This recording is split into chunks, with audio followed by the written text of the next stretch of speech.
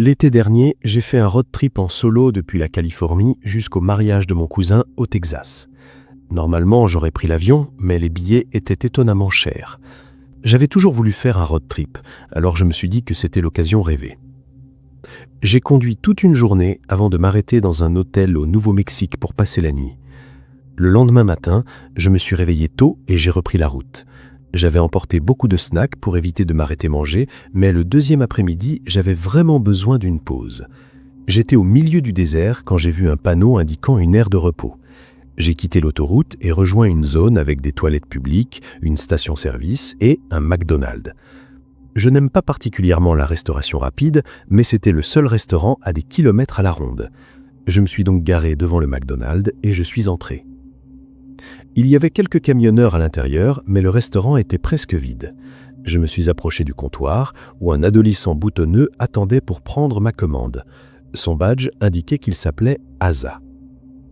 J'ai commandé un menu avec des nuggets de poulet et payé en espèces. Asa semblait assez sympathique, mais il n'arrêtait pas de jeter des coups d'œil par-dessus son épaule en direction de la cuisine. J'ai supposé qu'il était nouveau et qu'il avait peur de faire une erreur. Je me suis assis près de la fenêtre pour attendre ma commande. Au bout de quelques minutes, j'ai entendu du bruit dans la cuisine. On aurait dit qu'une femme criait, tandis qu'un homme s'excusait à voix basse. J'ai regardé les camionneurs, ils se levaient tous pour partir, ignorant complètement le vacarme. Je me suis dit que je devrais probablement faire pareil. Mais une fois qu'ils furent partis et que je fus le seul client restant, les cris devinrent plus forts. Je ne distinguais pas les mots, mais cela ressemblait à une patronne tyrannique s'en prenant à son employé. J'étais vraiment désolé pour ce gamin boutonneux. Je savais que cela ne me regardait pas, mais je n'ai pas pu m'en empêcher. Je me suis levé et suis retourné au comptoir. J'ai essayé de jeter un œil dans la cuisine sans voir personne. Les cris se sont arrêtés net. Puis, j'ai entendu quelque chose de lourd s'écraser au sol. Une voix masculine, probablement celle d'Asa, a gémi de douleur. On aurait dit que sa patronne lui avait lancé quelque chose. Sans réfléchir, j'ai sauté par-dessus le comptoir et couru vers la cuisine. Asa était étendue sur le sol, écrasée sous une étagère métallique. La femme était disparue. Je me suis précipité vers lui et poussé l'étagère de ce côté, puis je l'ai aidé à se relever. À part une égratigne sanglante à l'épaule, il ne semblait pas gravement blessé. « Ça va ?» lui ai-je demandé. « Ma patronne me déteste » a marmonné Asa. « Où est-elle ? Vous ne pouvez pas subir ce genre d'abus ?» Son visage se remplit d'effroi. « Ne parlez pas d'elle comme ça, cela ne fera que la mettre en colère. S'il vous plaît, retournez à votre table avant qu'elle ne vous voie. » Il a commencé à me repousser hors de la cuisine. Je voulais aider, mais il était clair que mon intervention ne ferait qu'aggraver les choses. Je suis donc retourné à ma table. 1 minute plus tard, Asa est revenu avec mon plateau, boitant légèrement. Il l'a posé devant moi, a murmuré « Je suis désolé ». Puis il est reparti précipitamment. J'ai commencé à manger mes nuggets en me répétant que je devais me mêler de mes affaires. Dans une situation comme celle-ci, le mieux était de rester en dehors de tout ça et de me plaindre au siège une fois parti. J'avais mangé 2 morceaux de poulet quand j'ai remarqué un liquide étrange. J'ai baissé les yeux vers le nugget à moitié entamé dans ma main. Une grosse goutte de salive y pendait. J'ai tout recraché immédiatement. Asa est revenu et m'a demandé « Tout va bien ?» Je lui ai montré le nugget. Il a baissé les yeux vers ses chaussures. « Je suis vraiment désolé. Ma patronne a dû entendre vous essayer de m'aider. Je pense qu'elle est en colère contre vous. » « Où est-elle ?»« Non, vous allez empirer les choses. Laissez-moi refaire votre commande et vous rembourser. » J'ai mangé de la salive. Je ne vais pas ignorer ça. Je l'ai bousculé et me suis précipité dans la cuisine. J'ai cherché partout, la femme n'était nulle part. Asa m'a suivi. Elle est au dehors. Laissez-moi aller lui parler. Avant que je puisse répondre, il a disparu par la porte derrière. Je suis resté là, essayant de préparer ce que j'allais dire. La porte s'est rouverte. Asa est revenue en boitant, le côté de la tête en sang, avec de petits morceaux de verre incrustés dans la peau. Elle est folle, a-t-il haleté. Puis, il s'est effondré. Je me suis précipité vers lui. Il respirait encore, mais le sang coulait sur son visage. On aurait dit qu'il avait été frappé à la tête avec une bouteille. J'ai sorti mon téléphone et composé le 911. Je suis au McDonald's près de la route 95. Avant que je puisse finir, la femme au bout de la ligne soupira. Laissez-moi deviner. L'adolescent qui travaille ici vient d'encore d'être attaqué par son mystérieux patron invisible. C'est ça? Comment vous le savez? Vérifiez le corps. Elle a raccroché. J'ai baissé les yeux vers Asa. Sa respiration était faible, sifflante. Puis, soudain, il a ouvert les yeux et s'est relevé d'un bond. Il a fait une petite révérence. Le sang était faux. C'est quoi ce bordel? Tout était inventé, et je n'étais pas la première victime. Il avait simulé sa mort tellement de fois que la police ne se déplaçait même plus. Sans mots, je me suis éloigné pendant qu'il continuait à s'incliner encore et encore. Je suis sorti en courant, je suis monté dans ma voiture et j'ai démarré. Je n'avais plus faim. Je ne peux toujours pas prononcer le nom de l'hôtel à voix haute sans avoir l'estomac noué. C'était l'une de ces tours rutilantes de Quezon City rattachées à un centre commercial. Le genre d'endroit où l'on peut sortir du lit, acheter un café chez Starbucks et faire comme si l'on était encore en Amérique. Mon entreprise m'avait réservé une suite exécutive au 22e étage, car les étages inférieurs étaient complets, occupés par le reste de l'équipe. « Profite de la vue, Jenna !» a plaisanté mon patron dans le chat de groupe. Oui, très drôle. La chambre était ridiculement grande. J'ai appelé ma sœur sur FaceTime depuis la baignoire juste pour me vanter. À 23h, j'étais épuisé. Décalage horaire, réunions interminables, trop de café. Je me souviens avoir pensé que je devrais laisser la lumière de la salle de bain allumée, comme je le fais toujours dans les hôtels. L'obscurité totale dans un endroit inconnu me fait me sentir à nouveau comme une enfant. Mais mon corps s'en moquait. Je me suis endormi avec toutes les lumières éteintes. Mon téléphone était encore branché sur la table de chemise. Je me suis réveillé parce que quelque chose m'a frappé violemment au milieu du dos. Fort, comme le poing d'un homme adulte.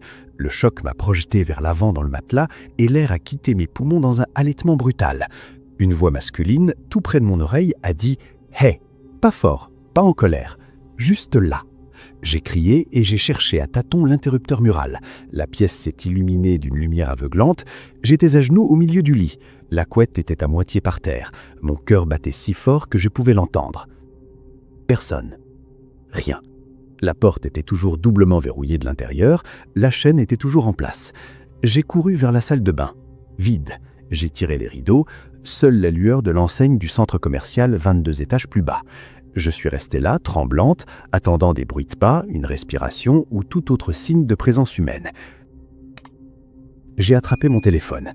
3h17 du matin. Mon dos me brûlait encore à l'endroit où j'avais été frappé. Il n'y avait que le silence et le bourdonnement de la climatisation. Une marque rouge, déjà en train de virer au bleu, juste entre les omoplates. La couette était lourde. Impossible que la piqûre vienne du tissu. J'ai appelé la réception, la voix cassée. « Bonjour madame, comment pouvons-nous vous aider ?»« Quelqu'un était dans ma chambre. À l'instant, quelqu'un m'a frappé. » Une pause. « Madame, êtes-vous certaine? Votre porte est verrouillée de l'intérieur. Je sais qu'elle est verrouillée, c'est pour ça que je panique. Nous envoyons immédiatement la sécurité. » 2 hommes en blazer sont arrivés 5 minutes plus tard. Je les ai laissés entrer, les bras croisés autour de moi. Ils ont vérifié le placard, sous le lit, la porte du balcon qui ne s'ouvrait même pas. L'un d'eux communiqua par radio. Chambre 2118 sécurisée, aucun intrus présent. Le gardien plus âgé m'a regardé avec bienveillance. Mademoiselle, parfois dans les bâtiments neufs, la pression atmosphérique. Ce n'était pas la pression atmosphérique. Quelqu'un m'a frappé et m'a dit « Hey !» comme s'il me connaissait. Ils ont échangé ce regard, celui que les gens vous lancent quand ils pensent que vous mentez ou que vous perdez la tête. « Voulez-vous changer de chambre ?» m'a demandé le plus jeune. « Non, je veux partir maintenant. » Il était presque 4 heures du matin. J'ai jeté toutes mes affaires dans ma valise sans même prendre de douche. J'ai attendu l'esclavateur seul, convaincu que quelqu'un allait sortir de l'ombre. Lorsque les portes se sont ouvertes dans le hall, le directeur de nuit m'attendait. « Mademoiselle Walsh, nous sommes vraiment désolés pour ce qui vous est arrivé. Nous n'avons jamais... » « Oui, je comprends. Je lui ai remis les cartes clés. Facturez-les à la société. » C'était fin septembre 2023, juste après nos 28 ans, et nous avions désespérément besoin d'une pause loin de la routine de Seattle. Je venais de terminer un trimestre éprouvant dans une start-up technologique où je croulais sous les révisions de code et M sortait d'une série de gardes de nuit aux urgences, sauvant des vies pendant que nous autres scrollions sur TikTok. Nous avions besoin de quelque chose d'authentique, quelque chose qui ne soit pas un autre site de glamping hors de prix avec Wi-Fi et kit de s'mores. Nous avons donc rempli le siège arrière de sa vieille Jeep de matériel de randonnée, d'une glacière remplie de White Claws, et nous avons pris la direction de l'Est, vers les cascades, à la recherche de ces rangées oubliées du service forestier que Google Maps reconnaît à peine. « Monte le volume de la playlist, chérie », a dit M en posant ses Teva sur le tableau de bord. Elle avait le don de rendre même un trajet de 6 heures passionnant. « Seulement si tu promets de ne pas massacrer Cruel Summer à nouveau. » « Ha !» ai-je rétorqué en riant alors qu'elle me faisait un doigt d'honneur. Nous avons trouvé la bifurcation près de Cle-Elum, une piste de terre imprécise qui longeait le lac Caches d'un côté et des parois de granit abruptes de l'autre. Pas de réseau sur nos téléphones, pas d'autres voitures, parfait. La route s'est rapidement rétrécie, les pins effralant la peinture comme s'ils étaient furieux de notre présence. Finalement, elle s'est transformée en 2 ornières avec de l'herbe poussant au milieu, et lorsque les jeeps ont commencé à toucher le fond, nous nous sommes garés et avons continué à pied. Mon Dieu, cette randonnée! Nous avons trouvé une prairie cachée où les fleurs sauvages fleurissaient encore tardivement. « C'est ça la vie, Jake !» a-t-elle crié, sa voix résonnant dans les montagnes. Au moment où le soleil a commencé à se coucher derrière les crêtes, nous étions en sueur, satisfaits, et nous avons réalisé que nous étions condamnés si nous ne nous dépêchions pas de rentrer. Faire demi-tour avec la Jeep a été un cauchemar. Reculer à l'aveugle sur une corniche de 25 cm avec le lac en contrebas d'un côté. « Ne t'avise pas de rayer ma bébé », a averti M, les mains crispées sur la poignée de secours. « Ton bébé ? Je suis presque sûr que j'ai payé pour le kit de levage, femme. » Nous avons finalement réussi à la diriger dans la bonne direction et nous avons commencé à reculer alors que le crépuscule laissait place à l'obscurité totale. Les phares perçaient à peine la poussière que nous soulevions. Puis, sortie de nulle part, la bifurcation.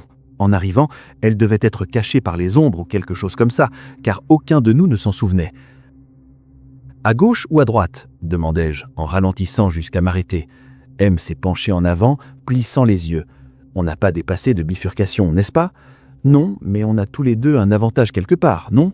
Pierre, papier, ciseaux? A-t-elle suggéré, mi-amusée, mi-nerveuse. J'ai juste choisi la gauche. Mauvaise décision. Nous avancions lentement depuis peut-être 3 minutes lorsque les phares l'éclairèrent. Ce type traînait ce qui ressemblait à un énorme sac de hockey, comme ceux que les gardiens utilisent, mais plus long, de la taille d'un humain. Il le traînait dans les arbres, et dès que nos phares l'ont éclairé, il s'est figé, comme un cerf. Pas figé par la peur, figé comme une statue, les bras bloqués, la tête légèrement tournée, les yeux reflétant notre lumière comme ceux d'un animal nocturne. La main d'Emily s'est crispée sur mon avant-bras avec une force suffisante pour me laisser une marque. « Jake !» Je ne pouvais pas accélérer. La route était un champ de mines de rochers et d'ornières. Nous l'avons passé à vitesse réduite, suffisamment près pour que je puisse voir que le sac était bleu foncé avec des bordures blanches, fermé par une fermeture zip, et que quelque chose tirait du tissu de l'intérieur, un boulon qui ressemblait étrangement à un genou. Alors que nous passions, il a tourné la tête, lentement, mécaniquement, pour nous suivre. Aucune expression, juste ses yeux reflétants. Aucun de nous n'a parlé avant 30 secondes. « C'était quoi ce truc ?» murmura Emily, la voix tremblante. « Tu as vu le sac ? Il bougeait, Jake !» Puis la route s'est terminée, tout comme là où nous nous étions garés plus tôt, engloutis par les fougères et les troncs d'arbres tombés. Impossible d'avancer. Nous sommes restés assis là, en silence, le moteur au ralenti, les feux de route éclairant rien d'autre que les arbres. Nous allons devoir faire demi-tour. Le visage d'Emily, éclairé par le tableau de bord, était pâle. Il est toujours là. Je sais. Elle se pencha pour loquer les portes, puis chercha du réseau sur son téléphone. Pas de réseau, bien sûr. Accélère si tu dois le faire, dit-elle en serrant sa ceinture plus tard. Je suis sérieux. S'il s'approche de nous, je le ferai. Fais-moi confiance. Je passai la marche arrière, réussis à faire un demi-tour en 17 manœuvres sans plonger dans le lac et repartis. Mon cœur battait si fort que je le sentais dans mes dents. Là, a dit Émilie, alors que nous approchions. Mais il était parti. Le sac aussi. Seules les aiguilles de pin remuaient à l'endroit où il l'avait traîné. Où est-il passé, bon sang? Ne t'arrête pas, Jake, ne t'arrête pas. Je ne me suis pas arrêté. Nous filâmes. Enfin, autant qu'on puisse filer à 25 km/h sur un chemin de gravier bombé. Et nous arrivâmes à l'autre bifurcation. La bonne, cette fois. La vraie sortie. Nous n'avons plus parlé jusqu'à ce que nous atteignions la route goudronnée 20 minutes plus tard. Émilie pleurait doucement, s'essuyant le visage avec sa manche. Le policier qui a pris notre déposition était un homme âgé, moustachu, qui semblait avoir abandonné toute envie de vivre depuis 1987. « Si je comprends bien, dit-il sans lever les yeux de son formulaire, vous avez vu un homme avec un grand sac de voyage au milieu de nulle part. Il s'est figé lorsque vous l'avez éclairé avec vos lampes, puis il a disparu lorsque vous êtes revenu. Et le sac semblait contenir un corps. Il bougeait, comme si quelqu'un essayait d'en sortir. Le policier a finalement levé les yeux. Son regard a papillonné entre nous, puis s'est posé sur les genoux écorchés d'Émilie, suite à notre randonnée, et sur mes bottes boueuses. Son expression a changé. « Vous avez bu ? Nous avons bu une canette de White Claw il y a 6 heures. Nous n'inventons rien. » Il a soupiré et a fermé le dossier. « Écoutez, cette région compte plus de plantations et de laboratoires que vous ne pouvez en compter. Probablement un drogué qui transportait sa récolte. Ou pire, mais sans plaque d'immatriculation, sans voir clairement son visage, difficile de faire grand-chose. Pire ? Demanda Émilie doucement. Il hésita. Nous avons eu des disparitions, des randonneurs, des fugueurs. Parfois, ils réapparaissent en morceaux, parfois pas du tout. Émilie pâlit. J'eus l'impression que mon estomac se nouait. Il y a eu un cas l'année dernière. Une fille de Seattle, 26 ans. Elle est partie en randonnée près de Salmon-le-Sac et n'est jamais revenue. On a fini par retrouver son sac à dos. Rien d'autre. On enverra une équipe demain, dit l'adjoint. Mais nous savions tous les deux ce qu'il voulait dire. Demain. Après Rennes. Après que ce type ait fini ce qu'il avait à faire. Nous avons roulé en silence jusqu'à la maison. Nous nous sommes arrêtés dans un motel à Cleuelum, car aucun de nous deux ne pouvait plus supporter de passer le col de nuit. Émilie a pris une douche pendant 45 minutes. Elle en est sortie les yeux rougis. Je n'arrête pas de voir son visage, ses yeux, comme s'il n'avait pas peur de nous du tout. Il savait que nous ne pouvions rien faire, au milieu de nulle part, sans réseau. Tu penses qu'il ou elle est encore en vie, celui ou celle qui était dans ce sac? Je n'ai pas répondu. Je ne pouvais pas, car en vérité, quoi qu'il ait traîné, cela avait cessé de bouger lorsque nous sommes revenus. Je ne sais toujours pas si je crois aux fantômes, mais je crois en cette nuit-là. C'était en octobre 2022, et Marc et moi avions roulé 6 heures depuis Charlotte jusqu'à cette petite ville à l'extérieur de Richmond pour une conférence régionale sur les ventes. La société nous avait logés au Dogwood Inn, un motel défraîchi de 2 étages, qui n'avait probablement pas été rénové depuis les années 80. Je suis arrivé le premier dans ma chambre, la 212, tout au bout de la passerelle extérieure. J'ai posé mon téléphone sur le lit pendant que je portais ma trousse de toilette à la salle de bain. Quand je suis revenu, moins d'1 minute plus tard, Spotify diffusait à plein volume une chanson que je n'avais jamais ajoutée à ma playlist.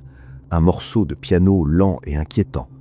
Et Safari parcourait des sites au hasard, comme si quelqu'un les faisait défiler délibérément.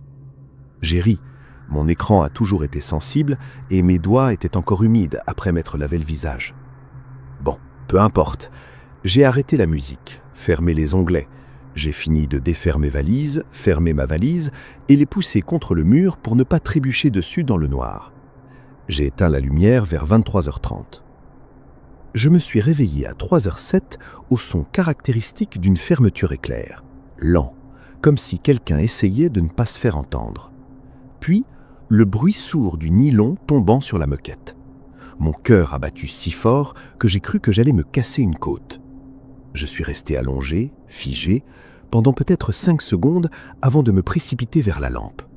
Clic, clic. La lumière a inondé la pièce. Ma valise était grande ouverte au milieu du sol. Les vêtements étaient à moitié renversés, exactement là où ils étaient avant que je ne la déplace. Je sais que je l'ai fermée, je sais que je l'ai déplacée. Je suis obsédé par ce genre de choses. Je n'ai pas crié, je n'ai même pas respiré bruyamment. Je suis restée assise là à la regarder jusqu'au lever du soleil. Tous les poils de mon corps se sont hérissés. J'ai attendu que quelqu'un sorte de la salle de bain ou de derrière les rideaux, mais rien ne bougeait. Le verrou était toujours enclenché, la chaîne était toujours mise, les fenêtres étaient fermées. J'ai envoyé un SMS à Marc à 6h30. Petit déjeuner dans 20 minutes. Il était déjà dans le hall avec son sac à roulettes à côté de lui, comme un chien fidèle. Il avait des cernes sous les yeux. Il portait toujours la chemise de la veille. On aurait dit qu'il avait passé la nuit debout, lui aussi. Nous avons pris une table dans le petit restaurant attancé au hall. J'ai commencé à picorer une gaufre dont je ne voulais pas. « Alors » a-t-il dit à voix basse, « il t'est arrivé quelque chose de bizarre hier soir ?» J'ai ri, tremblante. « Définis bizarre. » Je lui ai parlé du téléphone, de la musique, de la valise. Son visage a pris la couleur des serviettes en papier. « Bon sang, Lorraine !» Il s'est frotté les yeux. « On part, tout de suite. J'ai déjà réservé des chambres au Hampton, en bas de la rue. » Je remarquai que ses jointures étaient blanches sur sa tasse de café. « Marc, qu'est-ce qui t'est arrivé ?» Il a secoué la tête fortement. « Pas ici. » J'insistais. « Dis-moi. » « Non, je ne le dirai jamais à voix haute. Fais-moi confiance. » Je connais Marc depuis 8 ans. Nous nous sommes saoulés ensemble lors d'une douzaine de conférences. Nous avons pleuré dans nos voitures de location respectives, cause de ruptures que nous n'avions pas vu venir. Nous avons partagé toutes nos histoires embarrassantes. Il n'est pas du genre à s'effrayer facilement. Je l'ai vu tenir tête à des clients ivrés 2 fois plus grands que lui. Ce qui s'est passé dans la chambre 208 a brisé quelque chose en lui qui, je pense, n'a jamais été réparé. Je n'ai pas discuté. Je suis monté à l'étage, j'ai jeté toutes mes affaires dans mes valises sans rien plier et nous avons quitté l'hôtel 4 jours plus tôt que prévu. Le réceptionniste ne nous a même pas demandé pourquoi. Je m'appelle Nicole et j'avais autrefois un talent très particulier. Je pouvais imiter à la perfection plus de 100 cris d'animaux différents. J'imitais les renards, les loups, toute une série d'espèces d'oiseaux et différentes races de chiens. C'était vraiment incroyable. Pendant la majeure partie de ma vie, j'ai utilisé ce talent comme un tour très sympa lors de fêtes, un moyen d'impressionner mes amis. Mais ces 2 dernières années, j'ai commencé à participer à des concours et des émissions de talent. J'ai été invité une fois dans l'émission de Jimmy Kimmel, ce qui m'a valu beaucoup de nouveaux followers sur Instagram. Cet été, j'ai décidé de me lancer dans la cour des grands. J'allais passer une audition pour America's Got Talent. J'étais très nerveuse, mais j'avais passé des semaines à répéter mon numéro et je savais qu'il impressionnerait les juges. Ma meilleure amie, Lila, m'a aidé à chaque étape. Elle m'a soufflé exactement ce que je devais dire. Elle m'a aidé à m'entraîner à improviser en fonction de tout ce qu'elle pensait que les juges diraient. Elle a même choisi ma garde-robe. « Tu peux le faire, tu es la personne la plus talentueuse que je connaisse. » Je me sentais confiante, j'étais prête. Et puis, quelques jours avant l'audition, j'ai eu mal à la gorge. J'avais déjà été malade auparavant, bien sûr, mais c'était le pire mal de gorge de ma vie. La douleur était atroce. Lila m'a convaincu de ne pas aller à l'hôpital avant la fin du concours. Elle m'a donné tout un tas de médicaments qui semblaient m'aider. Je me sentais mieux, mais j'avais perdu ma voix. Je pouvais encore imiter certains cris d'animaux, mais ce n'était plus pareil. Mon talent avait disparu. Le jour de l'audition, je n'y suis pas allé. Je savais que je n'allais pas gagner. Contre l'avis de Lila, je suis allé à l'hôpital, où le médecin a été horrifié par l'état de ma gorge. Il ne savait pas ce qui m'était arrivé, mais cela n'avait pas l'air bon. Il pensait qu'il s'agissait d'une grave réaction allergique, alors il m'a fait passer toute une série d'examens. Mais il n'arrivait toujours pas à comprendre. À ce moment-là, la douleur était revenue, plus forte que jamais. J'avais l'impression de mourir. Lila est restée à mes côtés tout le temps, me rassurant sans cesse en me disant que j'allais guérir. Pendant ces longues journées à l'hôpital, elle m'a apporté un soutien constant. Mais je n'avais pas d'assurance. Elle a créé une page GoFundMe pour payer mes frais médicaux. Elle m'a filmé dans mon lit d'hôpital et m'a mise très mal à l'aise. C'est ma meilleure amie au monde, elle a besoin de votre aide, mes amis. Si vous avez un peu de gentillesse dans votre cœur, vous donnerez quelques dollars à cette pauvre âme pour qu'elle puisse se remettre sur pied. Alors que je devenais de plus en plus malade et faible, elle a réussi à collecter des milliers de dollars. Une partie provenait de nos amis, mais la plupart de l'argent venait de parfaits inconnus. Je suis resté à l'hôpital pendant une semaine entière avant que le médecin ne comprenne ce qui n'allait pas. Il a demandé à Lila de quitter la chambre afin que je puisse lui parler en privé. Une fois qu'elle fut partie, il m'a posé une série de questions sur les changements dans mon alimentation. Je lui ai tout raconté au sujet du thé que Lila m'avait fait boire pour préparer mon audition. Puis, il m'a annoncé la pire nouvelle que je pouvais imaginer. Quelqu'un m'avait empoisonné au mercure. J'en avais bu de petites doses, ce qui avait affecté ma voix de manière permanente. J'avais de la chance de pouvoir encore parler. J'étais horrifié. Ma meilleure amie avait saboté mes chances de réussite, et je ne comprenais pas pourquoi. J'ai commencé à pleurer, mais le médecin n'avait pas encore terminé.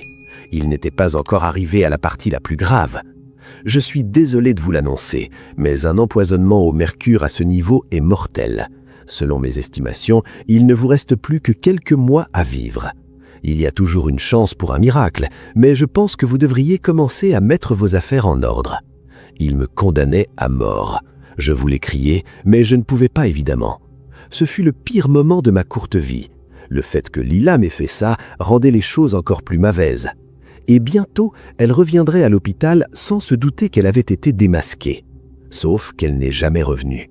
Le médecin a appelé l'équipe de sécurité pour la retrouver, mais elle était déjà partie. Il a envoyé la police chez elle, mais elle a pris ses affaires et s'est enfuie avant qu'il ne puisse l'arrêter. Et tout l'argent qu'elle avait recalé pour mes frais médicaux, elle n'avait pas créé de campagne GoFundMe. Elle avait transféré l'argent directement dans son compte bancaire et l'avait retiré en totalité le jour même. J'ai immédiatement quitté l'hôpital pour la retrouver. Je la connaissais mieux que personne, donc je pensais avoir les meilleures chances de la retrouver. Il ne me restait plus beaucoup de temps à vivre. J'allais consacrer mes derniers mois sur cette terre à m'assurer qu'elle paye pour ce qu'elle m'avait fait. Il était impossible de la retrouver. Elle ne laissait aucune trace. Elle évitait tout le monde. Elle a laissé son téléphone portable chez elle, et les médecins et ma famille essayaient de me retrouver pour me ramener à l'hôpital. Je ne pense pas que je l'aurais retrouvée si je n'avais pas remarqué qu'elle avait emporté son bac à sac bleu. C'était son sac de camping, sans aucun autre indice. Je me suis rendu au parc national où nous avions l'habitude de faire des randonnées ensemble. J'ai demandé autour de moi et j'ai trouvé un garde forestier qui a reconnu sa photo. Elle campait seule, se cachant de la police avec tout l'argent volé caché dans son sac à dos. Je ne sais pas combien de temps elle avait prévu d'attendre ici, probablement juste quelques jours avant de trouver un moyen de passer la frontière vers le Mexique ou ailleurs. Je l'ai vue toute seule, assise devant un feu de camp, l'air tellement fière d'elle-même. J'aurais pu la confronter, mais je me sentais très faible. Je savais que si nous en venions aux mains, elle gagnerait et me laisserait probablement mourir là. Donc j'ai attendu qu'elle retourne dans sa tente pour s'endormir. Puis je suis monté à l'arbre juste à côté de son campement, utilisant ma douleur et ma colère pour me motiver. Une fois assez haut, j'ai poussé l'un des rares cris d'animaux que j'étais encore capable d'imiter. Un ours noir. Et pas n'importe quel cri d'ours, j'ai imité celui d'un ourson blessé. Lila l'a entendu. Elle a passé la tête hors de la tente et ne m'a pas vu. Pendant environ 20 minutes, j'ai utilisé mon talent particulier pour imiter le cri d'un ourson appelant de l'aide. Et ça a marché. Une silhouette noire est sortie des buissons. C'était l'animal le plus grand et le plus effrayant qu'on puisse imaginer. Elle s'est dirigée lourdement vers la tente de Lila et s'est contentée de la fixer du regard. Puis, elle s'est mise à grogner. J'ai regardé depuis mon perchoir, tandis que Lila ouvrit la fermeture éclair de sa tente. « Nicole, je sais que c'est toi, tu te moques de moi, pourquoi tu ne sors pas de l'ombre ?» De là où j'étais caché dans l'arbre, je ne pouvais pas voir l'ours attaquer Lila, mais je l'ai clairement entendu crier. Évidemment, cela fait 6 mois depuis cet accident et je suis toujours en vie. Ma voix n'est toujours pas revenue à la normale, mais j'ai déjà dépassé les attentes du médecin. Je pourrais mourir demain, ou je pourrais vivre une longue vie heureuse avec tout l'argent que j'ai trouvé dans le sac à dos de Lila. Je souhaite seulement qu'elle soit encore ici sur cette terre pour partager certaines de ses histoires avec moi. J'aimais mon petit ami Tony, mais il était franchement catastrophique quand il s'agissait d'offrir des cadeaux. Pour mon anniversaire, l'année précédente, il m'avait offert un livre de recettes minceur et un DVD d'exercices physiques, alors qu'il n'avait même pas de lecteur DVD. Je lui avais demandé s'il essayait de me faire passer un message. Il m'avait simplement répondu qu'il pensait que ça me plairait. À Noël, ce fut pire. Il m'offrit un four grille-pain flambant neuf alors que nous en avions déjà un qui fonctionnait parfaitement. En plus, il était hors de prix. À l'approche de la Saint-Valentin, Tony me dit qu'il m'avait trouvé quelque chose de vraiment spécial. J'essayais de lui tirer les vers du nez, convaincu qu'il m'avait encore acheté un cadeau inutile, mais il refusa de lâcher le moindre indice. Selon lui, ce serait une énorme surprise. Le jour de la Saint-Valentin, Tony m'emmena dîner dans un excellent restaurant français. Honnêtement, le repas à lui seul aurait suffi. Mais une fois le dessert terminé, il m'adressa un large sourire et me demanda si j'étais enfin prête pour la surprise. Je répondis que oui. Il me raccompagna jusqu'à la voiture et me tendit un bandeau. Il refusa de démarrer tant que je ne l'avais pas mis. J'obéis. Le moteur démarra et la voiture s'élança. Je sentais les vibrations sous mes pieds, la vitesse, les virages. Le trajet semblait interminable et Tony répétait sans cesse que nous arrivions bientôt. Finalement, la voiture s'arrêta. « Je peux enlever le bandeau ?» demandai-je. « Presque », répondit-il. Il sortit, ouvrit ma portière, m'aida à descendre, puis posa ses mains sur mes épaules pour me guider. J'essayais de deviner. En jugeant par la durée du trajet, nous étions loin du centre-ville. Peut-être un vignoble ou un Airbnb romantique. Tony s'arrêta enfin. « Je peux regarder maintenant ? Vas-y. » Je sentais à sa voix qu'il souriait. J'enlevai le bandeau. Il faisait nuit, et mes yeux mirent quelques secondes à s'adapter. Puis, je compris. Nous étions au milieu d'une zone boisée. Aucun bâtiment, rien que des arbres. Je commençais à lui demander où nous étions. Tony me poussa violemment dans le dos. Je trébuchais et basculais dans le vide. Il m'avait conduit au bord d'une falaise. Pendant un instant interminable, je chutais dans l'air. Des branches m'entaillèrent la peau, tandis que je dévalais la pente. Puis je heurtai le sol de plein fouet. Une douleur fulgurante me traversa le corps. Je sus immédiatement que ma jambe était cassée. Probablement plusieurs côtes aussi. Je levai les yeux. Tony se tenait au sommet de la falaise, me regardant. Il souriait, un sourire triomphant. Il porta ses mains autour de sa bouche et cria « Désolé, chérie, mais je crois qu'on devrait voir d'autres personnes. » Puis il partit. J'entendis sa voiture s'éloigner. Je n'arrivais pas à y croire. Sa grande surprise consistait à me pousser d'une falaise et à m'abandonner en pleine nature. Pendant une seconde, j'espérais que ce soit une plaisanterie horrible, mais la douleur était bien réelle. J'étais gravement blessée, incapable de grimper, coincée, seule et furieuse. Après 20 minutes d'agonie, j'attachai ma chemise autour de ma jambe pour limiter le saignement. Puis, m'aidant d'un bâton comme d'une canne, je commençai à boiter à travers la forêt. Je ne sais pas combien de temps j'ai marché, mais j'ai fini par atteindre un ruisseau. Je le suivis, espérant qu'il me mènerait vers une route ou des habitations. 2 heures plus tard, à bout de force, j'ai aperçu une vieille caravane au milieu des bois. Elle était entourée de barbelés et de panneaux défense d'entrée. En temps normal, je me serais enfui, mais je n'avais plus le choix. Je craquai à la porte. Elle s'ouvrit brusquement. Un vieil homme à la chemise blanche sale me faisait face. Il tenait un fusil, pointé droit sur moi. « Qu'est-ce que tu veux ?» grogna-t-il. Je tentai de répondre, puis je perdis connaissance. Quand je me réveillai, j'étais allongé sur le canapé à l'intérieur de la caravane. L'homme avait soigné tant bien que mal ma cheville cassée et essayait de me faire boire de l'eau. Il me demanda ce qui s'était passé. Je lui racontai tout. Il écouta sans m'interrompre, le visage impassible. Quand il eut terminé, il me demanda mon adresse. Je pensais qu'il allait m'aider à rentrer ou m'emmener à l'hôpital. Je lui ai dit aussi que mon petit ami était toujours dehors, quelque part.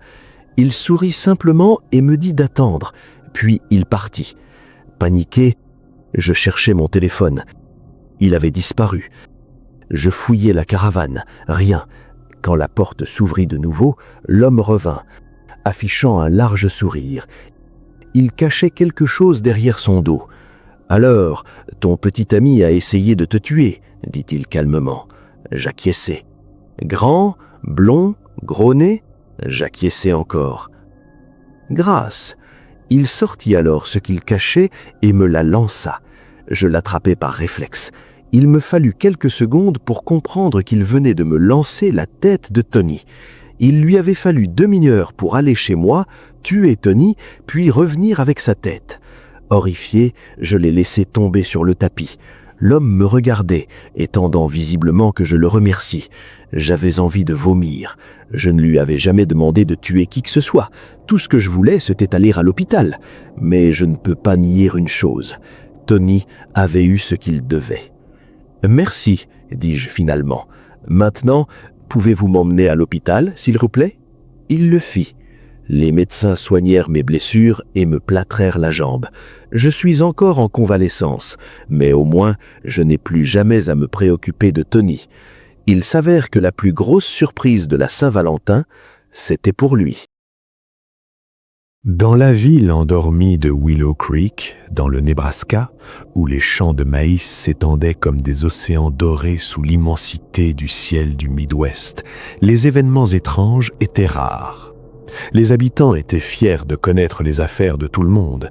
Qui préparait des tartes pour le repas partage de l'église, quel enfant séchait l'école, ou encore quel fermier se disputait à propos des clôtures. Ainsi, lorsque le docteur Elias Harper, unique dentiste de la ville depuis 20 ans, ouvrit les portes de son cabinet par une fraîche matinée d'automne 2018, il ne s'attendait pas à voir entrer un couple qui se comportait comme s'il était chez lui. Le mari et la femme étaient impressionnants. Ils portaient d'absurdes blouses blanches, si longues qu'elles traînaient sur le trottoir, brodées du mot « dentiste » en lettres rouges vives sur la poche. On aurait dit qu'ils sortaient tout droit d'un vieux numéro de vaudeville. Pourtant, quelque chose chez eux détonnait. Ils étaient trop raffinés, beaucoup trop raffinés pour Willow Creek. La femme, une trentenaire aux cheveux roux flamboyants attachés en un chignon désordonné et aux lèvres peintes d'un rouge audacieux, avançait d'un pas assuré, sa boîte à outils opaque à la main. Son mari, grand et maigre, arborant une moustache aux extrémités recourbées, traînait la sienne derrière lui, souriant comme s'il venait de gagner au loto. La salle d'attente était animée, comme à l'accoutumée.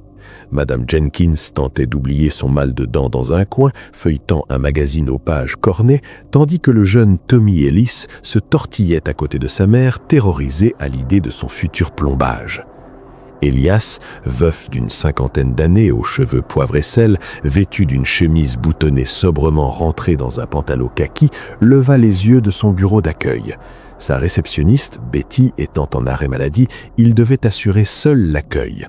« Puis-je vous aider ?» demanda-t-il en ajustant ses lunettes. La femme lui adressa un éclatant sourire, révélant des dents d'un blanc presque artificiel. « Oh, absolument, docteur. Je suis le docteur Lila Voss, et voici mon mari, le docteur Marcus Voss. Nous sommes dentistes, tout comme vous. Nous avons voyagé à travers le pays, ouvert des cabinets dans de grandes villes, Chicago, Denver et même Los Angeles. Mais nous cherchons aujourd'hui à nous installer dans un endroit charmant comme celui-ci. Nous aimerions rejoindre votre équipe. » Elias haussa un sourcil. Il n'avait jamais publié la moindre annonce de recrutement. Son cabinet tournait bien et il travaillait seul. « C'est flatteur, admit-il, mais je ne recrute pas vraiment. Les affaires marchent bien et je suis seul ici. » Marcus se pencha légèrement vers lui, la voix douce comme de la soie. « Allons, Doc, nous avons les compétences pour faire passer ce cabinet au niveau supérieur. Plus de patients, moins d'attente. Nous avons transformé des cabinets en difficulté en véritables mines d'or. Laissez-nous montrer ce dont nous sommes capables. » Le couple échangea un regard chargé de quelque chose de malicieux. Elias hésita. C'était un homme prudent, élevé dans le respect du travail acharné et de la confiance gagnée lentement. « D'accord, finit-il par dire, faites-moi une démonstration de vos compétences et nous en reparlerons. Rien d'extraordinaire, un simple contrôle ou un nettoyage. » Les yeux de Lila s'illuminèrent. « Parfait. Que diriez-vous d'un nettoyage dentaire ? Vous serez le patient, docteur. Ce sera rapide et indolore. » Elias rit nerveusement, mais il les conduisit jusqu'à la salle d'examen. Il s'installa dans le fauteuil, sous le bourdonnement familier des néons. Marcus ouvrit le premier sa boîte à outils, mais au lieu d'instruments médicaux, il en sortit un tourne-disque vintage. Il posa l'aiguille et une douce mélodie de jazz emplit la pièce. Les trompettes se mêlaient au piano, berçantes comme une couverte chaude. « La musique relaxante aide les patients à se relaxer », expliqua Marcus. « Elle renforce la confiance. » Elias acquiesça lentement, les paupières lourdes. La musique semblait s'infiltrer dans ses pensées. « C'est agréable », murmura-t-il, avant que sa voix ne s'éteigne. Alors Lila ouvrit sa boîte. Dans le brouillard de son esprit, Elias s'attendait à voir des détartreurs et du fil dentaire. À la place, elle sortit une pince comiquement surdimensionnée, capable de dévisser un pneu de camion, un marteau et un burin dignes d'un dessin animé, et un pistolet à eau rempli de Dieu sait quoi. « C'est pourquoi tout ça ?» mormonna-t-il, les mots pâteux. Lila enfila une paire de lunettes au verre gros, gravées de spirales noires hypnotiques. Elle se pencha vers lui, dévoilant un sourire prédateur. « Détends-toi, docteur, regarde ici. » Les spirales semblaient tourner, aspirant son regard. Son reflet dans ses yeux lui renvoyait ses propres pupilles, tournoyant de plus en plus vite. Son corps se relâcha, son esprit se vida, blanc comme une neige fraîchement tombée. Dans la salle d'attente, l'atmosphère devenait étrange. Marcus s'était installé derrière le bureau, tapant sur l'ordinateur. « Au suivant, Madame Jenkins, cela fera $850 pour l'extraction. Assurance ? Oh, nous ne la prenons plus. » « Mais le docteur Harper, commença-t-elle. « Espèce ou carte ?» coupa Marcus, sa moustache frémissante. Lila passa à la patiente suivante, une femme d'âge moyen nommée Amy, venue pour un simple plombage. Sous l'effet du jazz, Amy s'élongea, tendue mais docile. « Ouvre grand, ma chérie, ça ne fera pas mal. Pas trop. » Les yeux d'Amy s'écarquillèrent. « Attendez, c'est bien... » Trop tard, Lila tirait déjà avec un enthousiasme théâtral. Les outils n'étaient pas faits pour la dentisterie, mais pour un spectacle grotesque et cruel. Le couple avait perfectionné cette arnaque à travers plusieurs états. Hypnotiser le propriétaire, escroquer les patients, disparaître avant l'aube. Lila se délectait de ce pouvoir. Ayant grandi dans un parc de mobile home près d'Omar, elle avait appris très tôt que des hommes comme Elias la sous-estimaient. Ses courbes étaient une arme, son intelligence une blade. Marcus était le cerveau, mais elle était le feu. À midi, le cabinet sombrait dans le chaos. Les patients protestaient tandis que les factures explosaient. $500 pour un détartrage, $1200 pour un simple contrôle.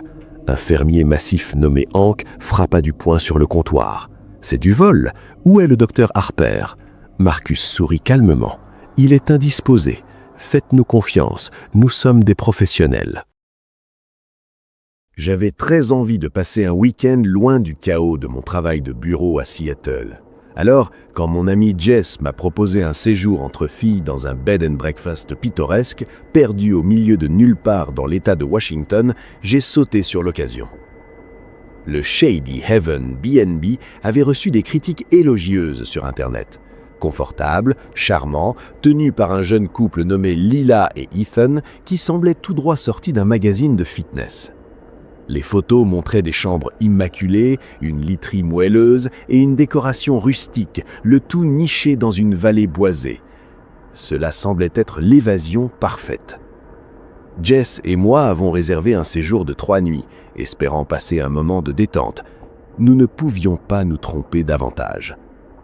Le trajet jusqu'au Shady Haven était long, serpentant à travers des forêts de pins denses et longeant des granges en ruine. À notre arrivée, la maison était magnifique. Lila nous a accueillis à la porte, les cheveux blonds tirés en une queue de cheval serrée, le sourire presque trop parfait. Ethan se tenait derrière elle, le menton ciselé et les yeux bleus perçants, nous serrant la main fermement. Ils avaient tous deux la vingtaine bien avancée, étaient en forme et soignés, ce qui me rendait un peu mal à l'aise dans mon pantalon de yoga et mon sweat à capuche. « Bienvenue, mesdames !» a gazouillé Lila d'une voix mielleuse. « Nous sommes ravis de vous accueillir. Installez-vous. » Elle nous conduisit à l'intérieur, où l'air sentait la lavande et le cèdre. L'intérieur était aussi magnifique que sur les photos, parquet ciré, meubles vintage et fleurs fraîches partout. Mais en la suivant dans l'escalier grinçant, j'ai remarqué de petits panneaux collés un peu partout. Ne touchez pas au vase, ne déplacez pas la chaise, n'ouvrez pas ce tiroir. C'était étrange, mais je n'y ai pas prêté attention. Certaines personnes sont simplement très attachées à leurs affaires, non ? Notre chambre était un rêve, avec un immense lit à baldaquin et une fenêtre donnant sur la forêt. Mais une autre affichette se trouvait sur la table de chevet. Pas de nourriture ni de boisson dans les chambres, les contrevenants seront facturés. Jess a haussé un sourcil. « Cet endroit me donne l'impression d'être contrôlé », a-t-elle chuchoté. J'ai ri, mais un léger malaise s'est installé dans mon estomac. Le premier soir, Lila nous a expliqué les règles de la maison pendant le dîner, un festin gastronomique de végétaux rôtis et de saumon grillé, qui a presque compensé l'étrangeté de la situation. « Les douches sont disponibles uniquement sur demande », a-t-elle dit. Ses yeux nous scrutaient, comme si elle nous évaluait. « L'eau est limitée ici, alors faites-nous savoir quand vous voulez vous doucher. Oh, et le Wi-Fi est coupé à 21h. Nous aimons que tout soit paisible. » Ethan acquiesça, son regard s'attardant un peu trop longtemps sur Jess. « Nous vérifions les couloirs. » « Vérifiez les couloirs » demanda Jess, sa fourchette suspendue en l'air. « Quoi, vous vous assurez que nous dormons ?» Lila rit, d'un rire aigu et cristallin. « Oh non, nous nous assurons simplement que personne ne se faufile dans les couloirs ou n'utilise l'Internet après leur limite. Nous avons déjà eu des problèmes avec des clients. » Le mot « problème » resta en suspens, mais aucune de nous n'insista. Après le dîner, nous nous sommes retirés dans notre chambre. Jess tenta de se connecter au Wi-Fi à 22h59. « Il fonctionne toujours », dit-elle en faisant défiler son téléphone. « Voyons s'ils sont stricts. » À 21h pile, la connexion a été coupée. Quelques instants plus tard, nous avons entendu des pas dans le couloir, lents et délibérés. J'ai jeté un œil par le judas de la porte et aperçu la silhouette de Lila passer, la tête légèrement tournée, comme si elle écoutait. J'en ai eu la chair de poule.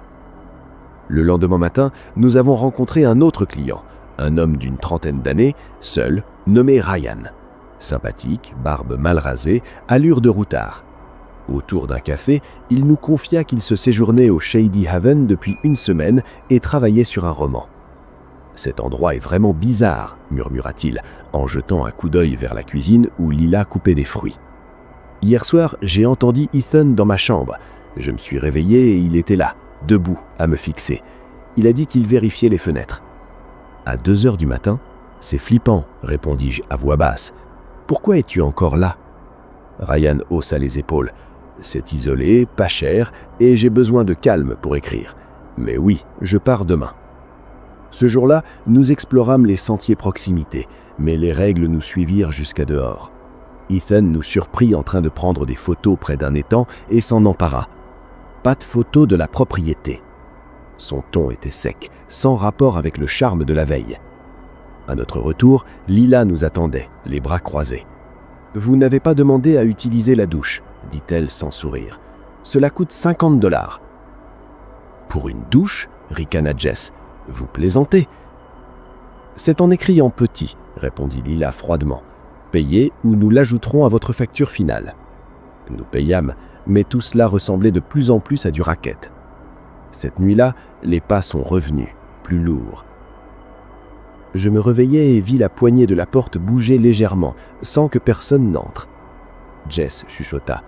Je panique, cet endroit ne me plaît pas. Le 3e jour, nous étions prêts à partir. Ryan partait aussi. Mais à 9h45, nous l'avons trouvé dehors, sous une pluie torrentielle, ses bagages à ses pieds. Lila se tenait à la porte, les bras croisés. Les départs se font à 10h pile, aucune exception. « Il y a un orage, protestai-je. Vous le laissez dehors ? Il aurait dû mieux s'organiser, répondit-elle d'un ton neutre. Le taxi est en route. Ryan semblait furieux, mais n'a pas insisté. Pendant que nous faisions nos valises, une autre cliente, une femme âgée nommée Carole, se précipita dans le hall livide. « Ils ont pris mes bagages !» s'écria-t-elle. « Je suis allé retirer de l'argent pour payer la note et maintenant ils ne me les rendent pas. » Ethan apparut avec un sac de voyage à la main. « Vous les regarderez quand vous aurez payé, » dit-il d'un ton menaçant. « Personne ne part sans avoir réglé sa note. » J'échangeai un regard avec Jess. Ce n'était plus de la mauvaise hospitalité, c'était de l'extorsion. Lorsque vient notre tour de régler la note, Lila entra dans notre chambre sans frapper. « Ça sent mauvais ici », dit-elle en plissant le nez. Elle ouvrit la fenêtre en grand. « Vous avez mangé ici, n'est-ce pas ? Supplément. Payez maintenant. » « Nous n'avons rien mangé, protesta Jess. C'est ridicule. » Les yeux de Lila se plissèrent. « En espèces ou en cartes. Maintenant. » Nous payâmes, uniquement pour pouvoir partir. Lorsqu'elle prit l'argent, Lila retrouva son ton mielleux. « Avez-vous aimé votre séjour ?»« Oui, c'était un Orland, » murmurai-je en attrapant mon sac. C'est alors que nous avons remarqué que Ryan était disparu. Son taxi était venu et reparti, mais son sac à dos était toujours près de la porte. « Où est Ryan ?» demandai-je. Le sourire de Lila n'a pas vacillé. « Il est parti. Il disait qu'il avait impression. » Quelque chose dans son ton me donna la nausée. Nous partîmes, mais une semaine plus tard, j'ai vu l'article en ligne. Un randonneur porté disparu dans l'État de Washington. Le visage de Ryan me fixait. J'ai appelé la police et leur ai tout expliqué. Les règles, les frais, les contrôles nocturnes, le comportement inquiétant d'Ethan. L'enquête révéla l'horreur. Lila et Ethan menaient une arnaque, surfacturation, effets personnels retenus en otage, mais cela allait plus loin. Le sac à dos de Ryan, retrouvé dans un hangar derrière le B&B, contenait une poche cachée avec de l'argent et une clé USB. Elle recueillait des photos de Lila et Ethan avec des liasses de billets et ce qui semblait être des identités volées. La police suspectait qu'ils ciblaient les voyageurs seuls. Ryan n'était pas le premier à disparaître. Le rebondissement final est survenu lors de l'arrestation de Lila. Ethan avait disparu, la laissant tout endossée. Elle affirmait qu'il était le cerveau, mais les preuves montraient qu'elle attirait les clients grâce à de faux avis, profitant de l'isolement du lieu pour mieux les contrôler. Le corps de Ryan fut ensuite retrouvé dans la forêt. Sa mort fut classée comme un homicide. La police conclut que Ethan l'avait tué après que Ryan les ait confrontés au sujet de l'arnaque. Je me suis arrêté devant la vieille maison dans la campagne de Pennsylvanie, juste au moment où le soleil se couchait derrière les collines. C'était l'un de ces gîtes qu'on trouve sur Airbnb. De charmantes photos de rideaux en dentelle et de muffins faits maison promettaient un week-end douillet, loin de l'agitation de la ville. Ma femme, Rosalie et moi en avions grand besoin. Le travail avait été un enfer pour nous deux. Elle faisait des doubles gardes à l'hôpital et j'étais submergé par les délais. Cela semblait parfait, déclara Rosalie en prenant nos bagages, les yeux brillants à la vue du porche qui entourait la maison, parsemé de fauteuils à bascule. À l'intérieur, l'endroit dégageait une atmosphère antique, des parquets en bois poli, du papier peint à fleurs, et oui, un mur entier de poupées en porcelaine effrayantes qui nous fixaient depuis les étagères du salon. Leurs yeux vitreux semblaient vous suivre, mais je n'y ai pas prêté attention.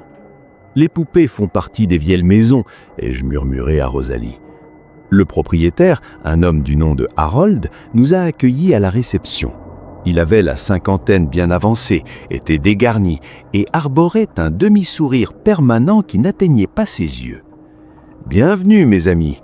La chambre est à l'étage. Le petit déjeuner est servi à 8h pile. » Sa voix était rauque, comme s'il fumait un paquet par jour depuis l'époque de Nixon. Nous avons transporté nos affaires au 2e étage. La chambre était mignonne. Le lit était magnifique, avec une couette qui sentait la lavande. Une petite salle de bain mignonne, avec une baignoire sur pied. Rosalie s'est affalée sur le matelas. Enfin, un peu de temps seule. Elle m'a fait un clin d'œil et j'ai senti cette étincelle familière. Après avoir défait ses valises, elle est allée prendre une douche. J'ai fait défiler mes emails sur mon téléphone, essayant de me détendre.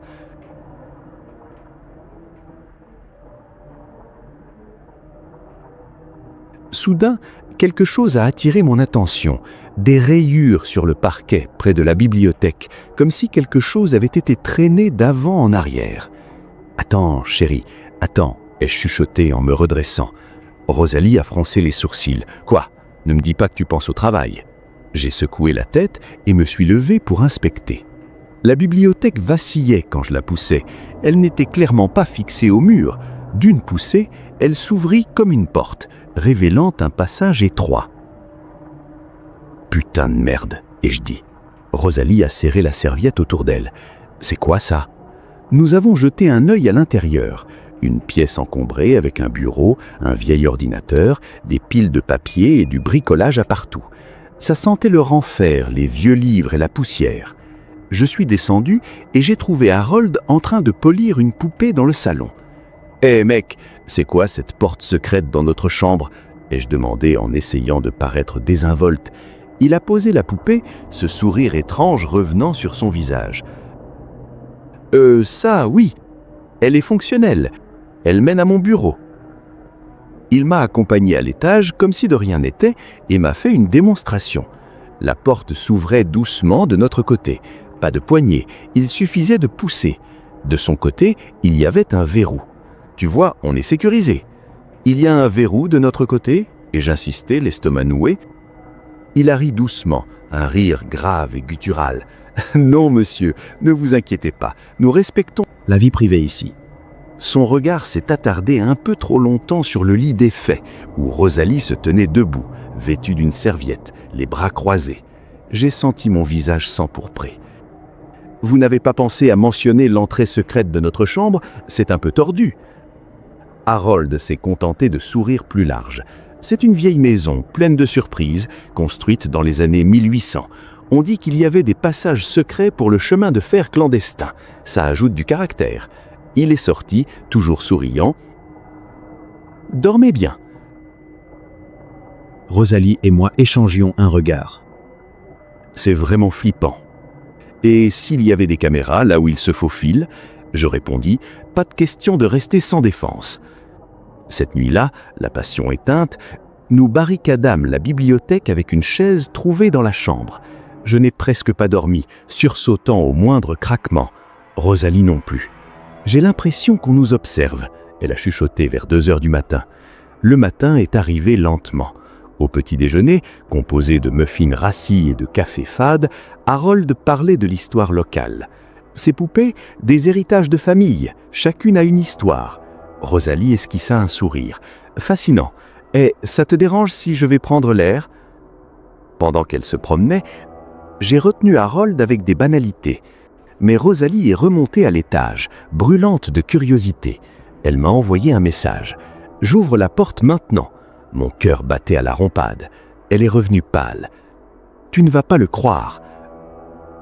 Dans le bureau, au milieu du désordre, elle avait trouvé un cahier, des sketchs des clients, des notes détaillées sur les couples, comme s'ils nous étudiaient. Mais en feuilletant les pages, elle a découvert de vieilles photos et des lettres. La femme d'Harold était morte il y a des années dans cette pièce, un suicide coché par la famille. Le bureau était son ancien cabinet de travail. Il l'avait fermé à clé, mais gardait la porte pour les visites. Les poupées étaient à elle. Les notes, un journal thérapeutique sur le deuil. Il confondait les clients avec les échos de sa vie perdue. Nous l'avons confronté. « Pourquoi tous ces secrets ?» demanda Rosalie. Les larmes lui sont montées aux yeux. Je ne voulais pas effrayer les gens, cet endroit est tout ce qu'il me reste d'elle. Son attitude inquiétante n'était qu'une maladresse sociale due à l'isolement. Pas de caméra, juste un homme brisé. Nous sommes partis tôt, mais pas avant que Rosalie ne le prenne dans ses bras. Demandez de l'aide, Harold, parlez à quelqu'un. En partant, elle m'a serré la main. C'était fou, mais je suis content que nous ayons connu la vérité. Je faisais un road trip avec ma meilleure amie, Mia. Nous étions quelque part au fin fond du Texas, dans cette zone déserte entre El Paso et Austin.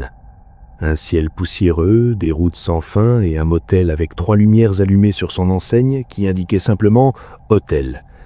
Mais il avait de bonnes critiques dans notre vieux guide touristique et pour $50 la nuit, nous n'allions pas faire les difficiles. Nous nous sommes enregistrés vers 19h. Le propriétaire, un homme petit, chauve et à la peau grasse, a à peine levé les yeux de sa télévision. L'endroit était délabré mais assez propre.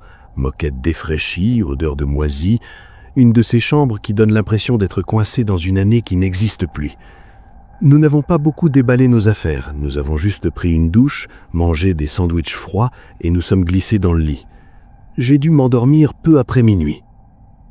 On a frappé à la porte, fort et rapidement. Je me suis réveillé en sursaut. Mia s'est agitée, encore à moitié endormie. Qui diable? Un autre coup, puis une voix. « Bonjour, je suis le gérant, vous devez partir, tout de suite !» J'ai ouvert la chaîne de sécurité et jeté un œil dehors. C'était le même homme qui nous avait enregistrés. Il n'avait rien en main, pas de bloc-notes, pas de téléphone, il se tenait simplement là, en sueur. « Vous devez partir, j'ai besoin de la chambre pour quelqu'un d'autre », a-t-il dit, les yeux rivés sur la pièce derrière moi. « Vous êtes sérieux ?» ai-je demandé. « Tout à fait sérieux, quelqu'un attend, il paie plus cher. » Mia s'est placée à côté de moi. Son regard était figé, comme aimanté. Elle a croisé les bras, soudainement alerte. « C'est n'importe quoi !» a-t-elle rétorqué. « Nous avons déjà payé. Vous serez remboursé, » a répondu-t-il. « Non, » ai-je dit fermement en me plaçant devant Mia. « On ne partira pas au milieu de la nuit. » Il nous a regardés fixement pendant un moment, se mordillant l'intérieur de la joue, puis a marmonné « Très bien ». Il est parti en trombe, du moins c'est ce que nous pensions. 5 minutes plus tard, il était de retour et frappait bruyamment à la porte. Cette fois, il criait « Tu crois que je ne sais pas quel genre de fille c'est? Tu crois que je ne peux pas le voir ?» Mia m'a poussé de côté et s'est précipitée dehors avant que je puisse l'arrêter. « Répète ça !» a-t-elle crié. J'ai attrapé mon téléphone et mon portefeuille, prête à partir si nécessaire. Mais quand j'ai regardé à travers le rideau, c'est là que je les ai vus. 3 hommes, énormes. L'un d'eux avait une barbe qui lui descendait jusqu'à la poitrine. On aurait dit qu'il sortait d'un vieux film de gangster. Gilet en lyre, bottes, tatouages à n'en plus finir.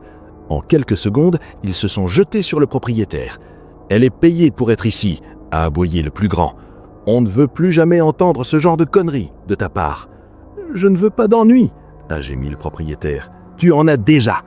Je suis resté figé à la fenêtre, le cœur battant à tout rompre. Mia est rentrée à l'intérieur et a verrouillé la porte. Elle respirait rapidement.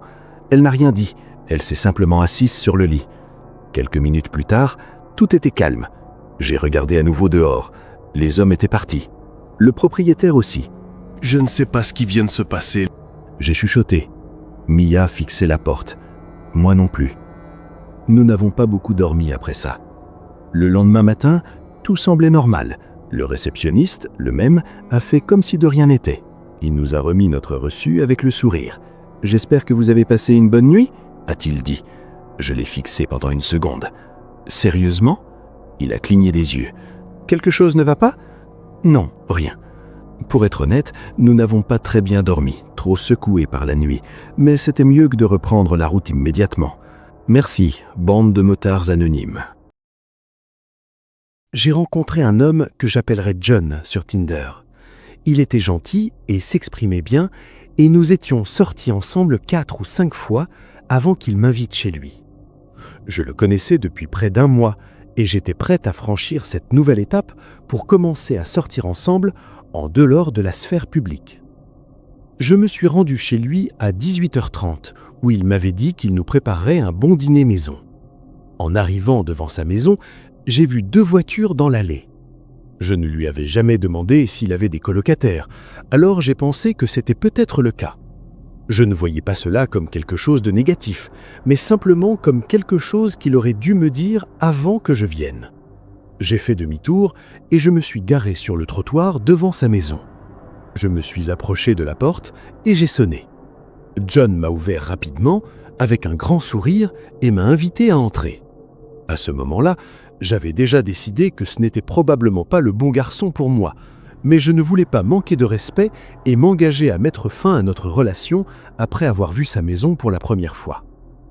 La cuisine était moins en désordre, comme si elle venait d'être nettoyée. Il y avait 2 assiettes sur la table, mais après avoir vu l'endroit, je n'avais plus appétit. Je lui ai gentiment dit que je n'avais pas très faim aujourd'hui et que j'essaierais de manger plus tard.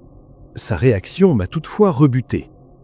Il m'a simplement regardé, comme s'il était choqué par ma réponse et semblait réfléchir profondément à ce qu'il allait dire. Je ne pouvais pas le regarder dans les yeux plus de quelques secondes avant que cela ne devienne bizarre. Quand j'ai détourné le regard, je pense qu'il s'est ressaisi. « Oh, d'accord, c'est cool. » Puis, il a pris mon assiette et l'a mise au réfrigérateur. J'ai entamé la conversation en lui demandant comment s'était passée sa journée et s'il y avait du nouveau dans sa vie. Il a répondu normalement, mais il semblait avoir autre chose en tête. Il regardait autour de lui, essayant de le faire discrètement, et semblait presque nerveux. Le fait qu'il regarde autour de lui m'a rappelé les voitures dans l'allée. « Hé, j'ai vu que tu avais plusieurs voitures dans l'allée. Tu as des colocataires ?» lui ai-je demandé poliment. « Oui, mais ils sont partis pour le week-end », a-t-il répondu. Puis, il s'est levé et s'est excusé, prétextant qu'il devait prendre un appel, et il est retourné dans le salon. Son comportement n'avait rien à voir avec celui qu'il avait auparavant. Je n'aimais pas ça du tout. Je l'ai entendu parler doucement au téléphone pendant 30 secondes, puis il est revenu et a posé son téléphone sur la table. « Désolé », dit-il en s'asseyant. Je souriais, mais j'avais de plus en plus de mal à faire semblant. Je ne me sentais pas vraiment en sécurité ni à l'aise chez lui. Je savais donc que je devais partir. Il regardait autour de lui et j'essayais de trouver le courage de lui dire que j'allais partir quand un bruit sourd retentit à l'étage. Au même moment où le bruit se fit entendre, John me regarda directement, comme pour vérifier si je l'avais entendu ou non. « Attends une seconde. » Il s'est levé et rapidement monté les escaliers. Quelques instants plus tard, son téléphone, qui était toujours posé sur la table, s'est allumé.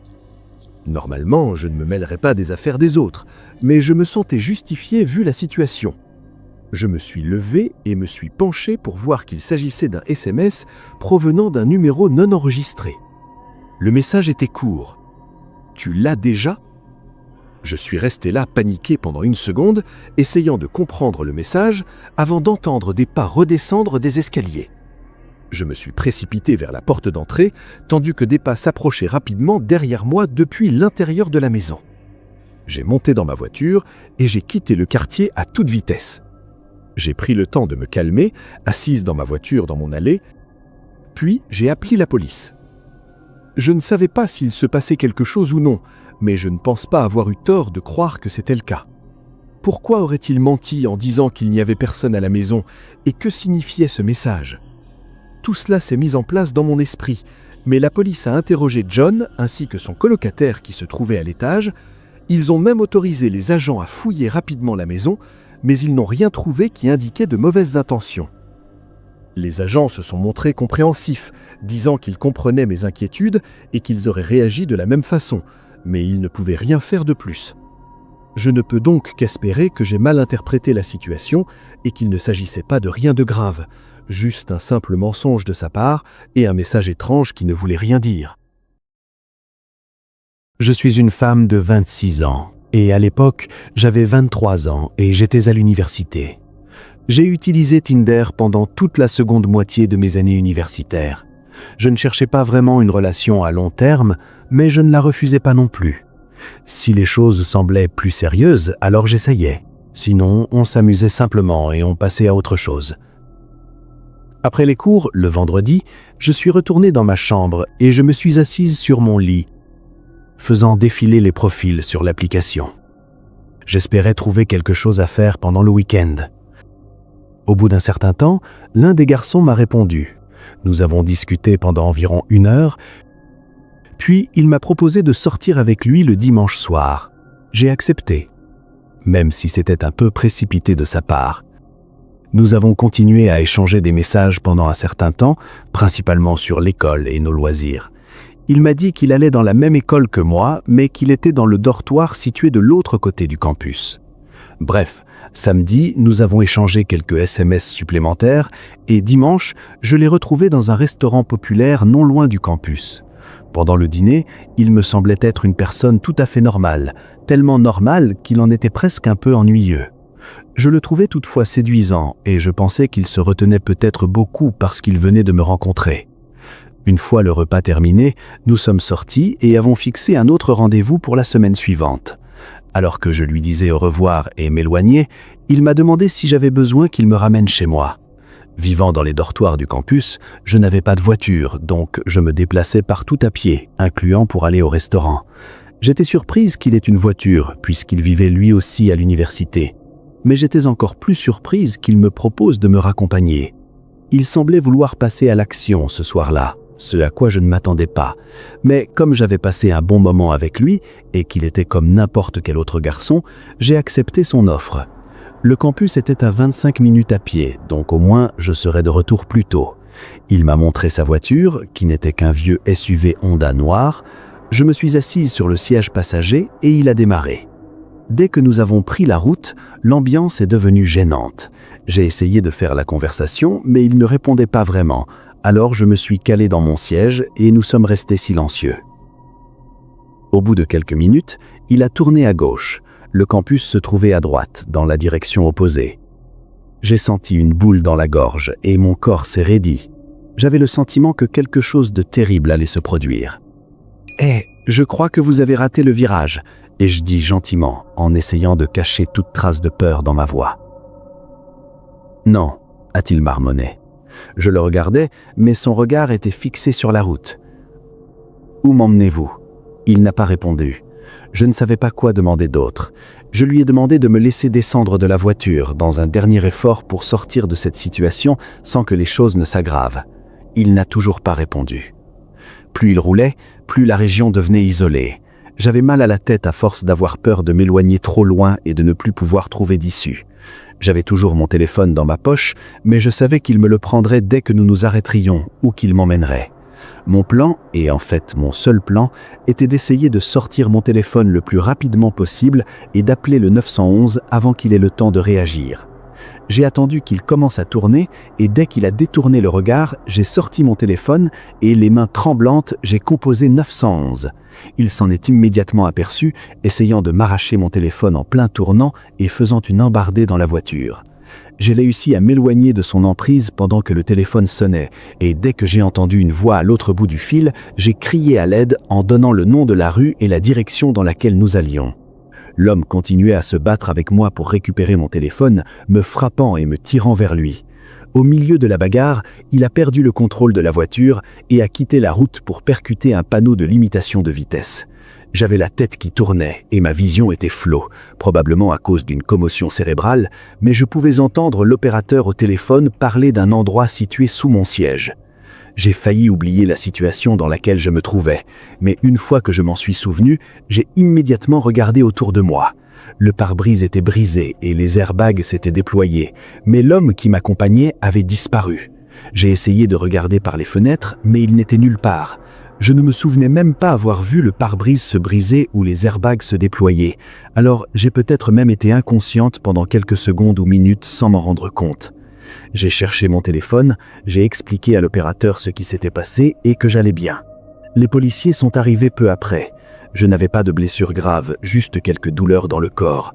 Mais ce qui me fait le plus mal, c'est que j'étais persuadé qu'ils allaient attraper cet homme, puisque j'avais son nom, sa description et son numéro d'immatriculation. Mais je me trompais. La voiture avait été volée la veille, ce qui explique probablement pourquoi il l'avait abandonnée après l'accident. Son nom était probablement faux, même s'il s'agissait d'un nom très commun, et son compte Tinder avait été supprimé. Donc il n'avait que sa description physique. J'aurais dû être plus prudente, et je le suis depuis. Ce qu'il avait prévu de me faire est trop horrible pour que je puisse y penser. J'espère juste qu'il n'est pas en train d'essayer de faire la même chose à quelqu'un d'autre. Ma petite amie m'avait quitté 2 semaines auparavant. Je sais que 2 semaines, ce n'est pas suffisant pour digérer une rupture et commencer à utiliser Tinder, mais j'étais désespéré. En quelques jours, j'avais 2 filles avec qui je discutais régulièrement. Je leur ai proposé à chacune un rendez-vous à des jours différents, en espérant que l'une d'elles me conviendrait. Malheureusement, la première m'a ghosté, et je me suis retrouvé avec une seule option, ce qui m'a rendu encore plus désespéré. Sur sa photo, elle semblait être mon type idéal, blonde, les yeux bleus, vraiment très jolie. Sa personnalité, cependant, laissait beaucoup à désirer, du moins dans ses messages. Elle était fade et n'était pas douée pour la conversation. Mais certaines personnes sont simplement meilleures en personne, alors j'ai décidé de tenter le coup et de continuer avec le rendez-vous. J'ai choisi un restaurant bon marché qui, selon elle, était assez proche de chez elle. Le soir du rendez-vous, je me suis préparé, j'ai pris ma voiture, puis je lui ai envoyé un SMS pour lui dire que j'étais arrivé et que je l'attendais devant le restaurant. J'avais 5 minutes d'avance, donc je ne m'attendais pas à ce qu'elle arrive tout de suite, mais après avoir attendu 20 minutes, j'ai essayé de l'appeler. Le téléphone a sonné plusieurs fois, puis elle a répondu. « Salut, où es-tu ? Je suis juste devant le restaurant, lui ai-je dit. J'ai attendu quelques secondes. « Allô ?» Elle a raccroché sans dire un mot. Super, encore une fille qui m'a ghosté. J'étais gêné et agacé. Je suis remonté dans ma voiture et je suis rentré chez moi. Je me suis préparé un bol de céréales, puis je me suis affalé sur le canapé et j'ai essayé d'oublier la vie pendant un moment. Je me suis endormi vers 20h, toujours sur le canapé. À mon réveil, j'ai cherché mon téléphone pour vérifier l'heure, mais je ne l'ai pas trouvé. J'ai ouvert un peu plus les yeux et je me suis assis, toujours à la recherche de mon téléphone. Pendant mes recherches, j'ai aperçu quelque chose du coin de l'œil. Ma porte arrière était légèrement ouverte, à peine, pas assez pour voir à travers la fente entre la porte et le mur, mais suffisamment pour qu'elle ne soit plus alignée avec le mur, comme si quelqu'un l'avait refermée partiellement pour ne pas faire le bruit du clic. Je suis resté immobile, regardant autour de moi. Tout semblait être devenu si calme. J'ai fait une dernière recherche rapide pour trouver mon téléphone, puis j'ai abandonné et je me suis dirigé vers la porte arrière. C'était exactement comme je l'avais dit, à peine fermée. Je gardais toujours toutes les portes verrouillées. C'était donc terrifiant de voir cela après avoir fait une sieste à quelques mètres de là. Je pensais que peut-être, lorsque l'intrus m'avait vu sur le canapé, il était simplement parti. Mais alors je commençais à penser à mon téléphone qui avait disparu. Et s'il avait volé mon téléphone, il aurait dû être juste devant moi, à quelques centimètres, probablement en train de me regarder dormir. Un frisson m'a parcouru le corps. Ces pensées ne faisaient que me rendre plus effrayé. J'ai poussé la porte pour la fermer et les verrouiller, en priant pour que celui qui était là soit déjà parti. J'ai ensuite fait le tour du rez-de-chaussée, vérifiant les pièces, mais je n'ai rien trouvé de valant la peine. Je suis ensuite monté à l'étage, ce qui, pour une raison quelconque, m'a rendu encore plus effrayé. J'ai parcouru le couloir, jetant un œil dans chaque pièce avant d'arriver à ma chambre. J'ai regardé partout dans la pièce, sous le bai, partout. Aucun signe de qui que ce soit. Je suis retourné dans le couloir et j'ai fermé la porte. Je me suis dit que tout cela était vraiment effrayant et j'ai essayé de trouver le meilleur moyen de contacter la police sans mon téléphone. Mais c'est alors que j'ai entendu quelque chose, une respiration calme et douce qui résonnait dans le couloir derrière moi. Je me suis figé. Plus je restais là, plus j'étais terrifié. J'ai couru vers les escaliers et je suis sorti par la porte d'entrée. Il y avait une station de service au bout du pâté de maison, j'ai couru jusque-là. Et je leur ai demandé d'appeler la police. Quand tout a été réglé, il n'y avait plus personne chez moi. Mon téléphone avait toujours disparu, mais c'était la seule chose qui manquait. Mon compte était sauvegardé, donc ce n'a pas été trop difficile d'acheter un nouveau téléphone et de transférer toutes mes applications et mes données. Quelques semaines plus tard, je suis retourné sur Tinder et c'est là que j'ai commencé à rassembler les pièces du puzzle. La fille qui m'avait ghosté et qui avait répondu de manière effrayante à mon appel téléphonique n'existait plus. J'ai pensé qu'il était possible qu'il soit allé au restaurant, mais qu'au lieu de me rencontrer, il m'ait suivi jusqu'à chez moi. Quant à savoir pourquoi ils ont pris mon téléphone, je n'en suis pas sûr. La seule raison qui me vient à l'esprit, c'est qu'ils voulaient m'empêcher de contacter la police ou de leur montrer leur compte. Il y a encore beaucoup de choses qui ne collent pas, comme pourquoi ils n'ont pris que mon téléphone et ce qu'ils faisaient chez moi pendant que je dormais. C'était pendant un road trip que j'ai fait depuis une petite ville du Maine jusqu'au Midwest. Disons simplement qu'il y avait une situation dans ma famille qui, selon moi, justifiait que je parte rendre visite à mes proches pendant quelque temps. Ce voyage n'était donc pas très bien planifié, et d'habitude, je n'aurais même pas pris la voiture. J'aurais simplement pris l'avion. Mais bon, le deuxième jour, je me suis rendu compte que j'avais pris un peu de retard. Je suppose que tous les arrêts à la station-service, les repas et les pauses m'ont pris plus de temps que prévu. J'ai donc essayé de rattraper mon retard en roulant plus tard dans la nuit. J'étais déjà dans la partie du Midwest où il n'y a pratiquement rien, juste des routes droites, plates et désertes qui s'étendent à perte de vue. La pluie s'est mise à tomber lentement, puis s'est transformée en un véritable orage accompagné de vent. À ce moment-là, il faisait nuit. J'aime bien conduire sous la pluie, mais la nuit et au milieu de nulle part, pas tellement. La situation était tellement mauvaise que je me suis arrêté à la prochaine aire de repos pour voir si la pluie allait se calmer un peu avant de reprendre la route.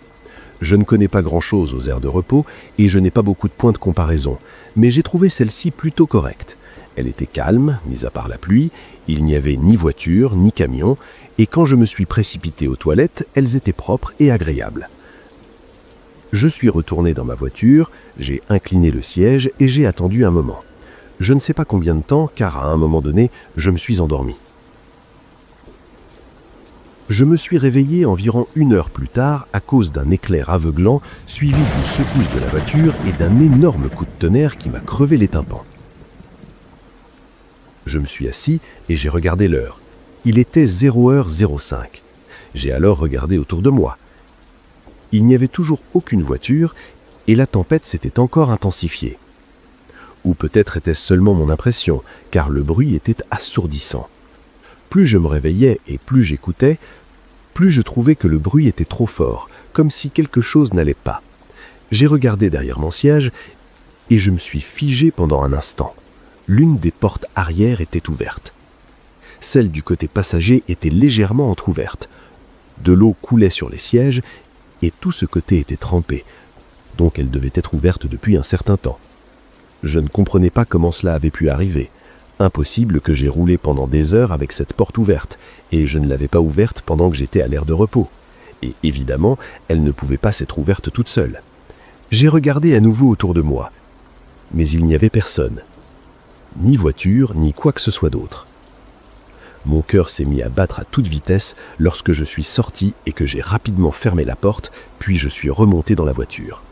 J'étais sûr d'avoir laissé ma voiture ouverte après être sorti pour aller aux toilettes à mon arrivée, distrait par la tempête et tout le reste. Mais qui avait ouvert la portière de ma voiture? Et à première vue, rien ne semblait manquer.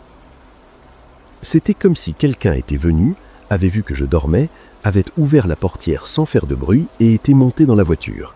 Puis il était reparti, probablement pour ne pas me réveiller en claquant la portière. Je ne sais pas ce qui s'est réellement passé pendant que je dormais, mais j'étais bien trop effrayé pour rester. J'ai démarré la voiture et j'ai repris l'autoroute. Il était toujours dangereux de conduire par ce temps, mais je devais simplement trouver un autre endroit où m'arrêter. J'ai roulé pendant 20 minutes, en repensant sans cesse à quel point toute cette histoire était étrange et effrayante, avant de trouver une station-service. Elle était isolée, juste à côté de l'autoroute, et je ne risque rien de savoir si elle était fermée pour la nuit ou simplement vide, mais je me suis dit que cela n'avait pas d'importance. Je n'allais pas rester longtemps, et je n'allais certainement pas me rendormir. Je devais simplement attendre que la tempête passât. Je me suis garé juste devant le bâtiment, l'endroit était aussi inquiétant que vous pouvez l'imaginer. Toutes les lumières étaient éteintes, et avec la pluie qui tombait à verse, je ne voyais pratiquement rien en dehors de ce qui se trouvait directement devant mes phares. Je n'avais pas de réseau, donc je ne pouvais pas faire grand-chose avec mon téléphone. J'ai bloqué les portes et je suis resté assis là à regarder le brouillard et la pluie. 20 minutes seulement se sont écoulées quand je me suis senti décroché et j'ai regardé autour de moi pour occuper mon esprit. C'est alors que j'ai vu une autre voiture. Elle était parquée à quelques places de la mienne. Noire, avec des vitres teintées et toutes les lumières éteintes. Je ne l'avais pas vue arriver. Je me demandais si quelqu'un me suivait, même si je ne l'avais jamais vu avant. 2 événements très étranges au milieu de nulle part pendant une tempête semblaient être une très grande coïncidence, presque trop grande. Mais le bruit soudain de la poignée de la porte arrière m'a fait sursauter. Je me suis retourné et j'ai vu une silhouette debout près de la fenêtre. Il s'est éloigné dès que j'ai vu que je le regardais. J'ai immédiatement commencé à paniquer, essayant de voir où il allait aller. Le gars avait quelque sorte disparu derrière ma voiture et je ne voyais ni entendais plus rien. Mais tout cela confirmait que j'avais été suivi, puisqu'il avait essayé d'ouvrir la même porte que précédemment. Heureusement, je l'avais verrouillée cette fois-ci. J'ai tâtonné pendant une seconde, agité et essayant de réfléchir clairement. J'ai joué avec les phares pour voir s'il y avait un moyen d'éclairer la densité derrière la voiture. Pendant que je faisais cela, j'ai commencé à entendre, mais aussi à sentir, des coups contre l'arrière de ma voiture. Il était certainement toujours là, à frapper ma voiture ou à faire quelque chose. J'ai finalement repris mes esprits et j'ai mis le contact. En démarrant, je ne voyais même plus l'homme. J'ai roulé environ 2 heures jusqu'à une petite ville où je pouvais signaler l'incident. C'est là que j'ai également vérifié l'arrière de ma voiture. Il y avait des rayures, des bosses et des marques d'effraction sur le coffre. On aurait dit qu'ils avaient utilisé un couteau ou un objet tranchant pour essayer de forcer le coffre. Je ne sais pas s'il essayait de voler ce qu'il y avait à l'intérieur ou s'il essayait d'entrer dans la voiture. Supposant que c'était le même gars, s'il essayait simplement de me voler, n'aurait-il pas dû le faire pendant que je dormais, lorsqu'il a ouvert la portière à l'heure de repos? Je n'ai vraiment aucune idée de ce qui s'est passé. Tout ce que je sais, c'est que ça m'a fait très peur, et ça aurait pu être bien pire. Cela s'est passé il y a un peu moins de 2 ans. J'étais garde forestier dans une grande zone sauvage que je ne vais pas préciser afin de rester anonyme, mais ce n'était pas une forêt très fréquentée. Beaucoup d'autres régions de l'État étaient bien plus populaires, même si celle où je travaillais était très vaste et dense. Mais comme il y avait peu de visiteurs, le nombre de gardes forestiers était très faible. Mon travail était varié, mais je passais souvent mon temps à parcourir les campings, à entretenir la forêt, ou parfois à rechercher et secourir des randonneurs en difficulté. Comme les gens étaient autorisés à camper et à faire de la randonnée pendant la nuit, notre parc comptait toujours plusieurs gardes forestiers qui travaillaient de nuit, au cas où quelque chose arriverait. Je travaillais souvent entre 2 quarts de travail, finissant généralement vers minuit, parfois jusqu'à 3 ou 4 heures du matin. Ce jour-là, j'avais passé la majeure partie de l'après-midi dans un camping situé dans une zone reculée du parc, à le nettoyer et à m'assurer qu'il était sûr et bien entretenu. J'avais parcouru une bonne partie du chemin en quad avant que celui-ci ne devienne plus accidenté et escarpé, puis j'avais marché jusqu'au camping. Pendant que j'étais là-bas, je n'ai vu aucune autre tente ni aucune autre personne installée au camping. Il n'y avait que moi. Je suis parti juste après le coucher du soleil, marchant dans l'obscurité pour rejoindre mon quad, puis le conduisant prudemment jusqu'au lodge où j'étais stationné. Le lodge n'était qu'une petite cabane, avec un poêle à bois et un bureau équipé d'une radio robuste permettant de contacter les autres gardes forestiers ou les autorités. 1 heure après mon arrivée, la pluie a commencé à tomber. Les tempêtes sont fréquentes ici, ce n'était donc rien d'inhabituel. J'ai préparé un café et je me suis assis au bureau pour prendre des notes sur l'état du camping où je venais de me rendre. Quelques heures ont passé, puis la radio s'est soudainement allumée et la voix d'un garde forestier m'a demandé si j'étais là. J'ai pris le micro et lui ai demandé ce qu'il voulait. Le garde forestier m'a demandé si j'avais vu quelqu'un au camping où je m'étais rendu plus tôt. Je lui ai répondu que je n'avais vu personne, pas même une tente ou un signe indiquant que quelqu'un s'était récemment trouvé là. Il y a eu un long silence de 30 secondes avant qu'il ne réponde. Sa voix semblait réticente lorsqu'il m'a dit qu'il aurait peut-être besoin que je retourne sur place pour jeter un coup d'œil. Il ne semblait pas trop inquiet, mais apparemment, le poste des gardes forestiers avait reçu un signal SOS par satellite de quelqu'un et l'emplacement de ce signal se trouvait sur le sentier où je me trouvais. J'étais bien sûr le plus proche. Les autres gardes forestiers se trouvaient à au moins 1 heure de là. Je devais donc m'en occuper seul. Il a précisé qu'il n'avait reçu aucun SMS ni aucun autre message, et que généralement, lorsque nous recevons une alerte SOS sans message de suivi ni réponse, il s'agit simplement d'un accident. Il arrive parfois que les boutons de ces petits appareils soient actionnés dans le sac à dos de quelqu'un sans que cette personne s'en aperçoive. Mais il vaut toujours mieux vérifier au cas où il y aurait un problème. Malheureusement, cette fois-ci, cela s'est produit une nuit où il pleuvait à verse.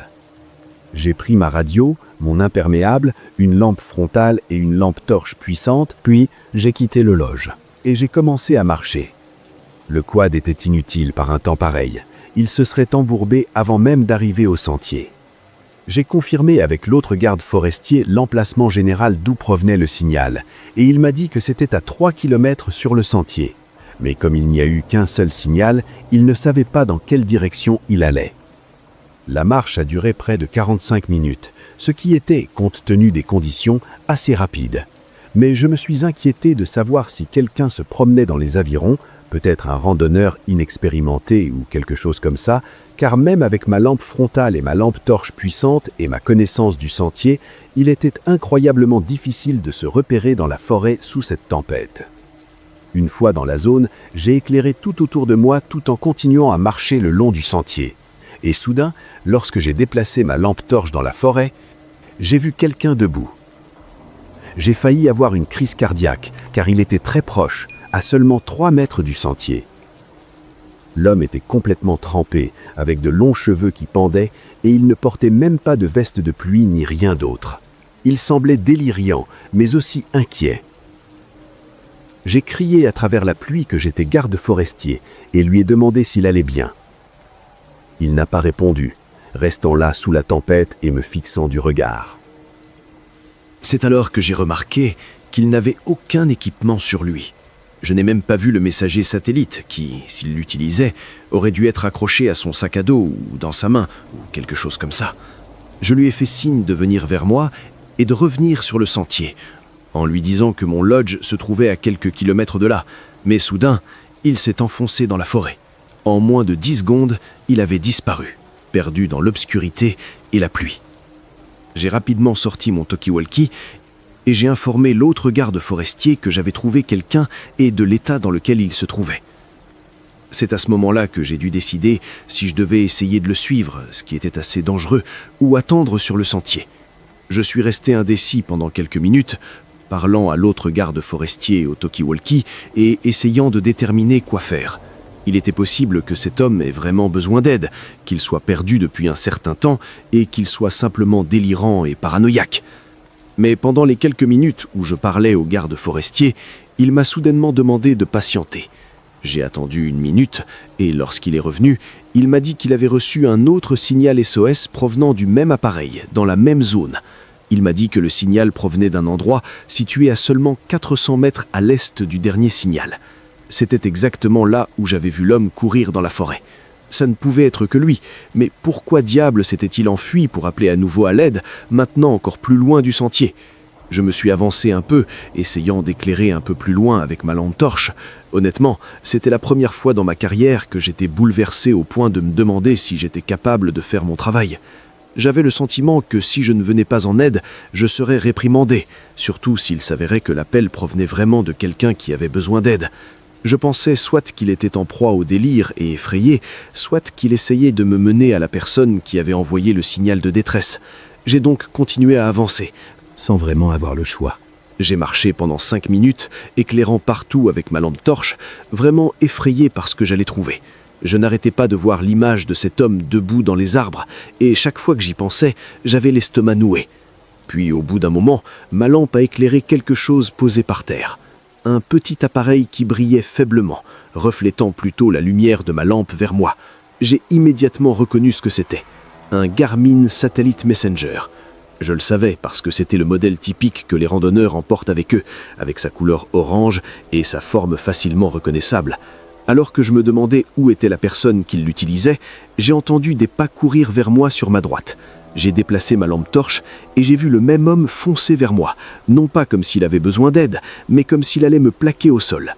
Il était tellement déterminé que même après que je me sois écarté, il a trébuché et tombé par terre, essayant toujours de m'attraper. Je suis resté figé pendant 1 seconde, ne sachant toujours pas ce qui se passait, avant qu'il ne commence à se relever, et il m'a suffi d'un regard dans ses yeux pour que je me mette à courir. Ses yeux semblaient presque sans vie, comme s'il était dans un second état, mais ils avaient en eux une obscurité inquiétante. Difficile à décrire, mais je savais que cet homme était dangereux et qu'il s'était certainement servi du signal SOS pour m'attirer là-bas tout seul. Il m'avait probablement vu plus tôt sur le sentier et savait que je viendrais là tout seul. J'ai couru plus longtemps que jamais, glissant et tombant à certains endroits du sentier. J'ai utilisé mon talkie-walkie pour dire à l'autre garde forestier que je pensais que tout cela n'était qu'un piège. Et je suis finalement retourné à mon lodge où je me suis enfermé. Il a fallu 10 minutes au garde forestier d'arriver et 40 minutes autres pour un véritable agent. En raison de la gravité de la tempête et du danger potentiel auquel j'avais été confronté, les recherches ont été reportées au lendemain matin, où il pleuvait toujours, mais la visibilité était bien meilleure. Ils ont retrouvé le messager à l'endroit où je l'avais vu pour la dernière fois, mais il n'y avait personne aux alentours. L'homme que j'avais vu là-bas avait disparu. Ce qui m'intrigue vraiment, c'est qu'il ne semblait n'avoir rien sur lui, encore moins un messager satellite, ce qui me laisse à me demander où il l'avait trouvé, ou qui lui avait donné.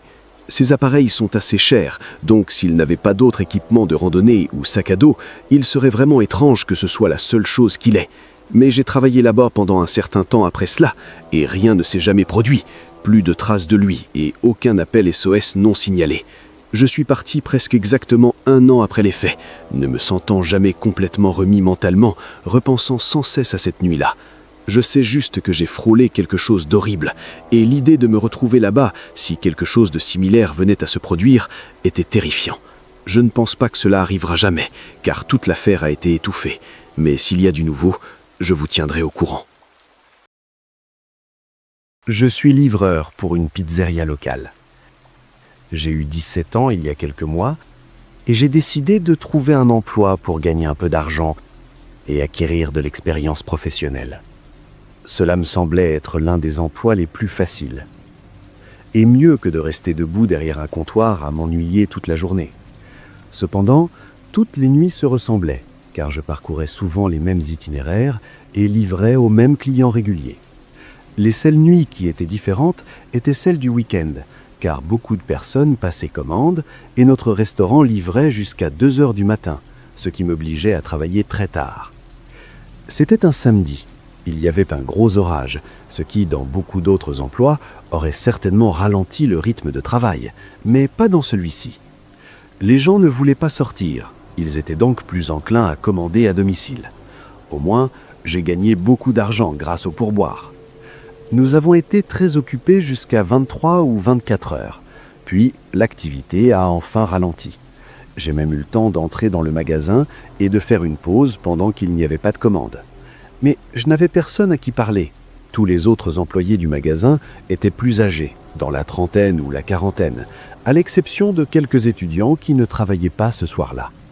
Alors bien sûr, quand la commande suivante est arrivée, ils m'ont envoyé la livrer, même si l'autre livreur était resté dans le magasin à discuter pendant 1 heure entière. J'ai simplement fait mon travail, pris la commande et pris ma voiture. C'était dans une rue que je ne connaissais pas, mais le GPS indiquait que c'était à 20 minutes. Je me suis dit que j'allais livrer la commande, puis prendre le chemin le plus long pour rentrer, juste pour tuer le temps, et peut-être ne plus avoir à faire d'autres livraisons cette nuit-là. Je me suis mis en route, comme on pouvait s'y attendre, à cette heure de la nuit, il n'y avait presque personne sur les routes.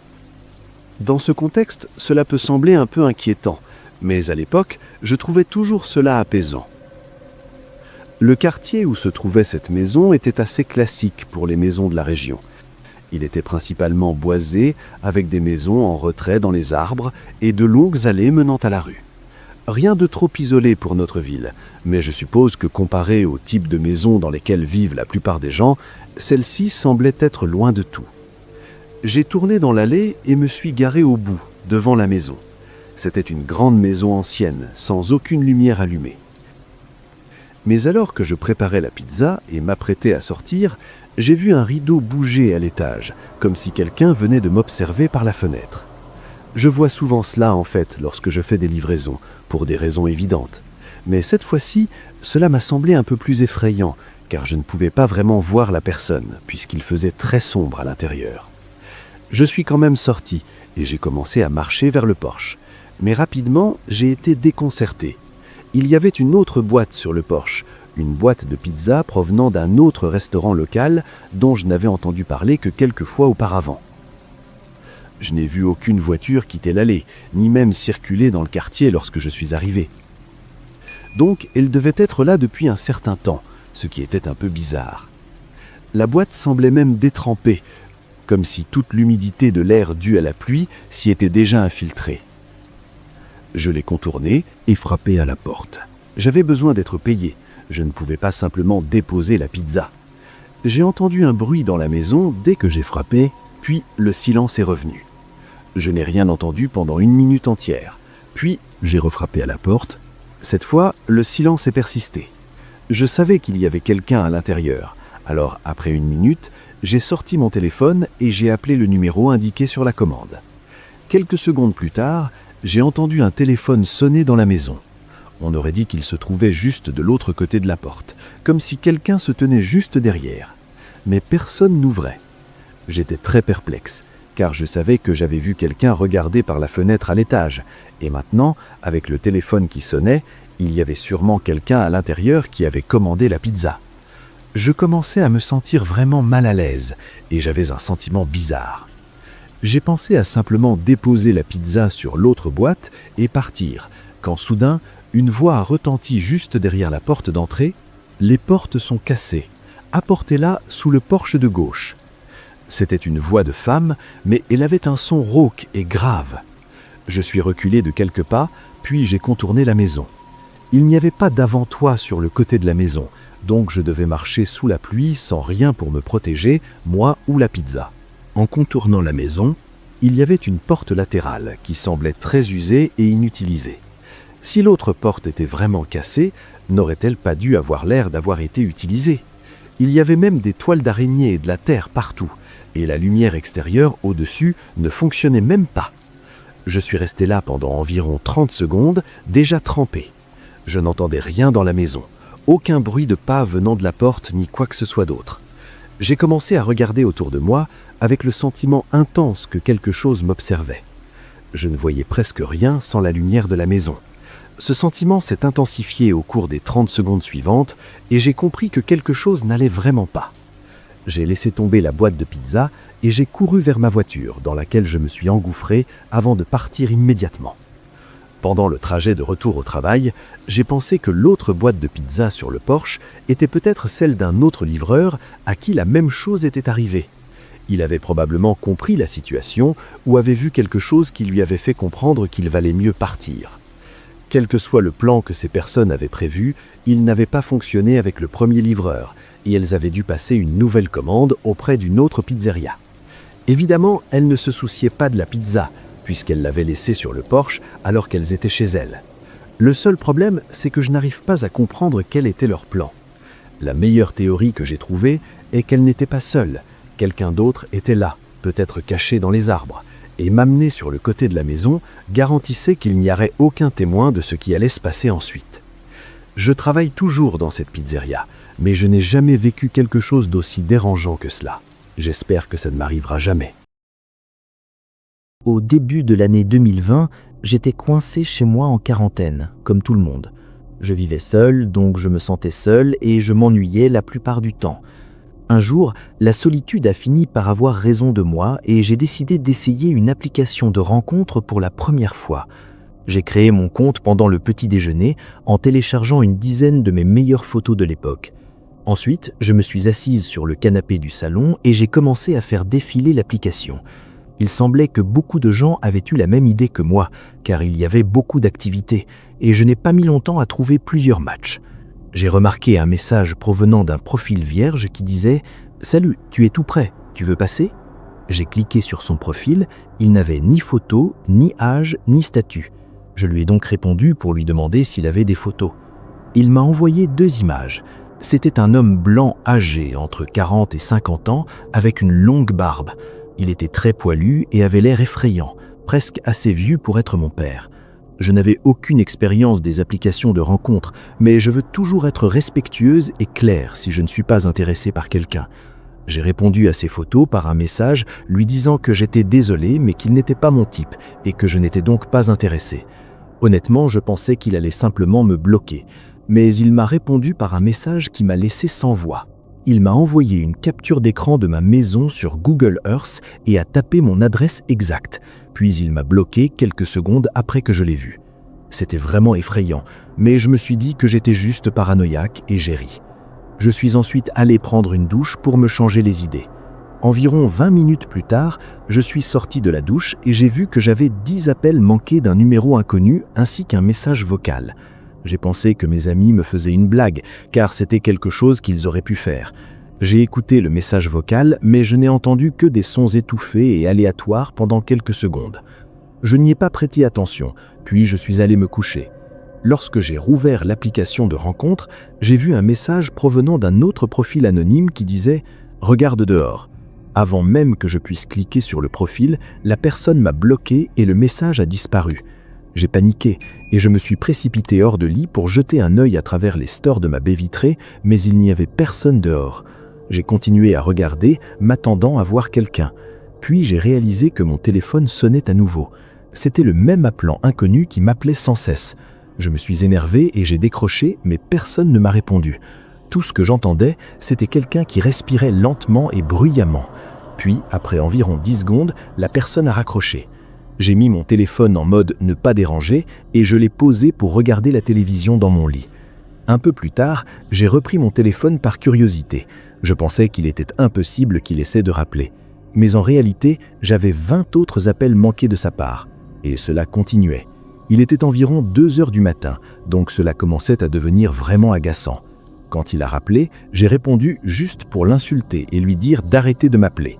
Cette fois-ci, j'ai entendu quelque chose à l'autre bout du fil, et cela m'a donné la chair de poule. C'était exactement ce qui passait à la télévision juste devant moi, avec seulement quelques secondes de retard. Je me suis figé, terrifié de l'idée que l'appelant puisse se cacher dans ma chambre. Puis, pour la première fois, j'ai entendu une voix à l'autre bout du fil. Elle m'a dit « Regarde dehors ». À ce moment-là, je croyais que je perdais la tête. Quand j'ai rassemblé mon courage, enveloppé dans ma couverture, je me suis glissé jusqu'à mon placard et j'ai ouvert la porte. Il n'y avait personne. J'ai ensuite vérifié sous mon lit. Personne là non plus. Finalement, je me suis approché de ma fenêtre donnant sur le jardin, j'ai entrouvert les stores et j'ai regardé dehors, et il y avait un homme debout sur la terrasse. Il tenait un téléphone et me fixait du drap d'un seul œil. La peur m'a envahi.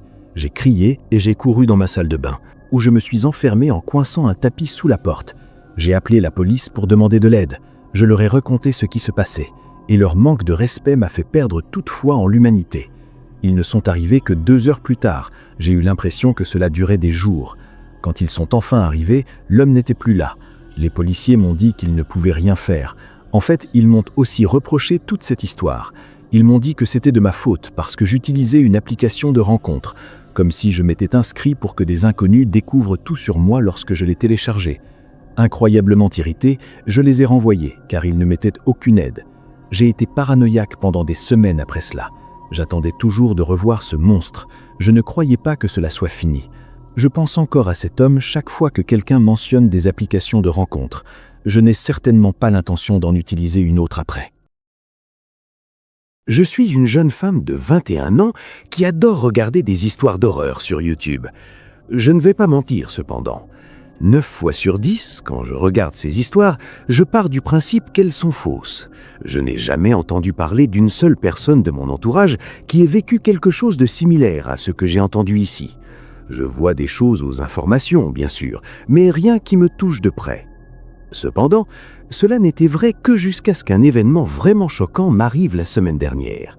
Cela s'est produit dans un quartier tout à fait sûr, ce qui m'a forcé à réaliser que ce genre de choses arrive réellement dans la vie, peu importe qui vous êtes et où vous vous trouvez. Lorsque cela s'est produit, seuls mon père et moi étions à la maison car ma mère était partie à l'étranger pour quelques semaines. Il s'était couché vers 22 heures, mais comme je suis étudiante à l'université et que j'étais en vacances d'été, j'en profitais pour rester debout aussi tard que je le voulais.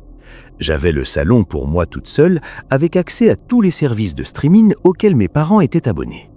J'étais tellement absorbé par tout cela que je n'ai même pas pensé à fermer les rideaux. Tout le quartier s'était couché, sauf moi. Et à part les lampadaires, j'avais l'impression que la télévision était la seule lumière qui brillait dans tout le quartier. C'était aussi la seule chose qui faisait du bruit. Le silence autour de moi a duré des heures, jusqu'à environ 1 heure du matin, quand j'ai entendu un bruit comme si la porte du garage s'ouvrait. Cependant, cela m'arrivait souvent d'entendre un bruit tard dans la nuit, qui ressemblait à celui du garage, alors qu'il s'agissait en réalité du climatiseur qui se mettait en marche. Je n'y ai donc pas prêté attention pendant un instant. J'ai simplement attendu de sentir un courant d'air frais. Mais en écoutant plus attentivement le bruit, j'ai remarqué qu'il s'était arrêté très rapidement. J'ai réalisé qu'il ressemblait exactement au bruit de la porte du garage lorsqu'elle s'ouvrait. Je pensais toujours que j'étais paranoïaque, mais j'ai décidé de me lever pour vérifier quand même. Je me suis approché de la porte qui menait au garage et je l'ai ouverte pour vérifier que la porte du garage était toujours fermée. J'ai ressenti la pire peur, le pire choc et la pire horreur de ma vie lorsque j'ai vu un homme debout dans mon garage. Nous avons échangé un regard terrifiant et déchirant avant que je ne panique et ne claque la porte pour rentrer dans la maison. Je l'ai verrouillée une fraction de seconde avant d'entendre l'homme de l'autre côté se précipiter contre elle. À ce moment-là, je me suis figé pendant 1 seconde, involontairement. C'était comme si mon cerveau savait que je devais courir chercher de l'aide auprès de mon père, mais mon cœur battait si fort et mes jambes tremblaient tellement que je ne pouvais à peine bouger.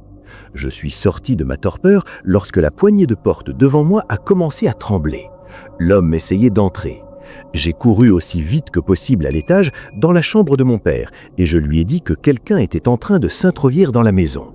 Il a bondi hors de lit et m'a précédé jusqu'à l'endroit où je me dirigeais déjà, le placard où nous gardions notre revolver. Il a attrapé l'arme et s'est précipité en bas vers la porte du garage où quelqu'un essayait toujours de passer. Je n'ai bêtement pas pensé à appeler la police avant ce moment-là, donc j'ai sorti mon téléphone pour appeler le 911, tandis que mon père m'ordonnait de monter à l'étage et de m'enfermer dans ma chambre. Je l'ai fait, en pleurant parce que j'avais tellement peur qu'il arrive quelque chose à mon père. Cela m'a semblé durer une éternité. Je m'attendais à tout moment à entendre des cris, des coups de feu, puis le bruit de quelqu'un qui montait furtivement les escaliers pour m'attraper. Je ne me souviens même plus combien de temps j'ai attendu. Cela put être quelques minutes ou plusieurs heures, mais la police est finalement arrivée. J'ai entendu les sirènes dans la rue et j'ai vu les lumières rouges et bleues clignoter dehors. Mais même là, je devais encore attendre qu'ils l'attrapent et espérer que personne ne soit blessé. Heureusement, la police a réussi à attraper l'homme dans notre garage sans catastrophe majeure.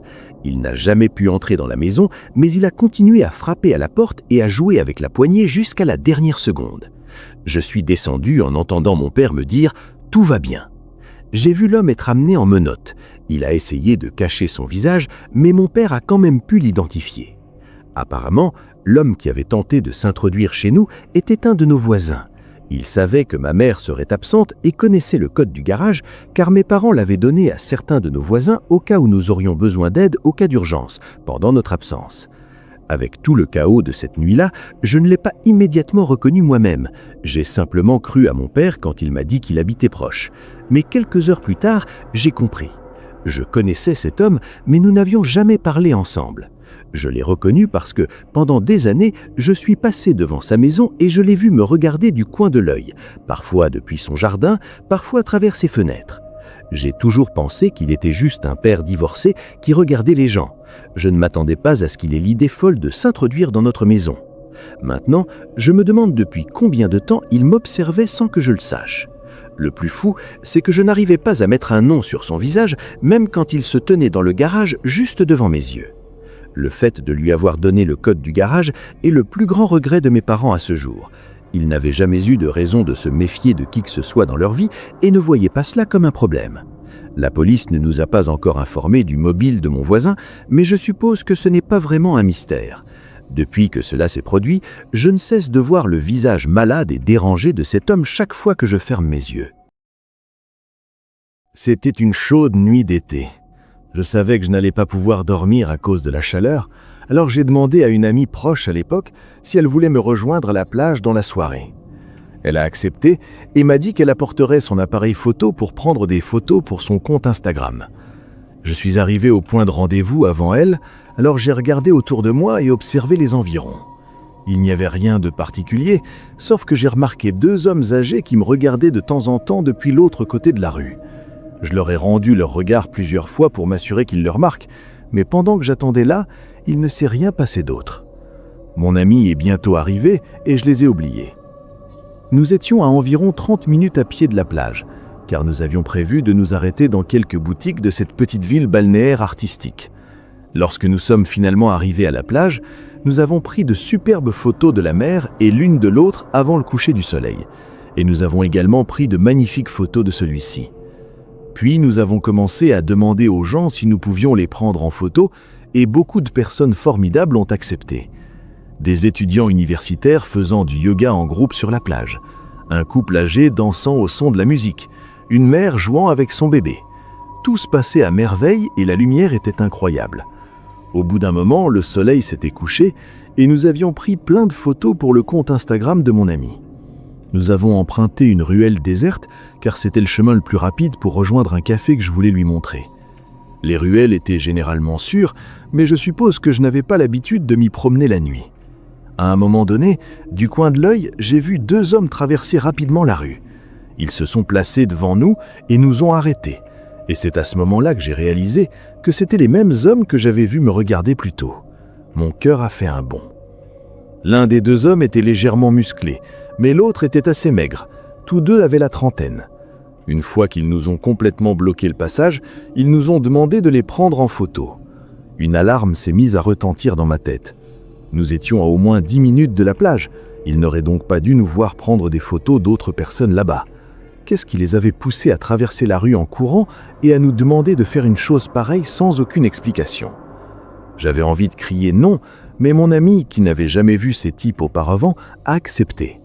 C'était agaçant qu'elle soit toujours comme ça, super gentille et prête à faire plaisir à tout le monde. Je me suis contenté de sourire et de hocher la tête aux garçons. Ils étaient étrangement impassibles. Ils gardaient un visage impassible pendant qu'ils parlaient, trahissant la fausse gentillesse de leur voix. Pendant que mon ami les prenait en photo dans différentes poses, je les observais maladroitement.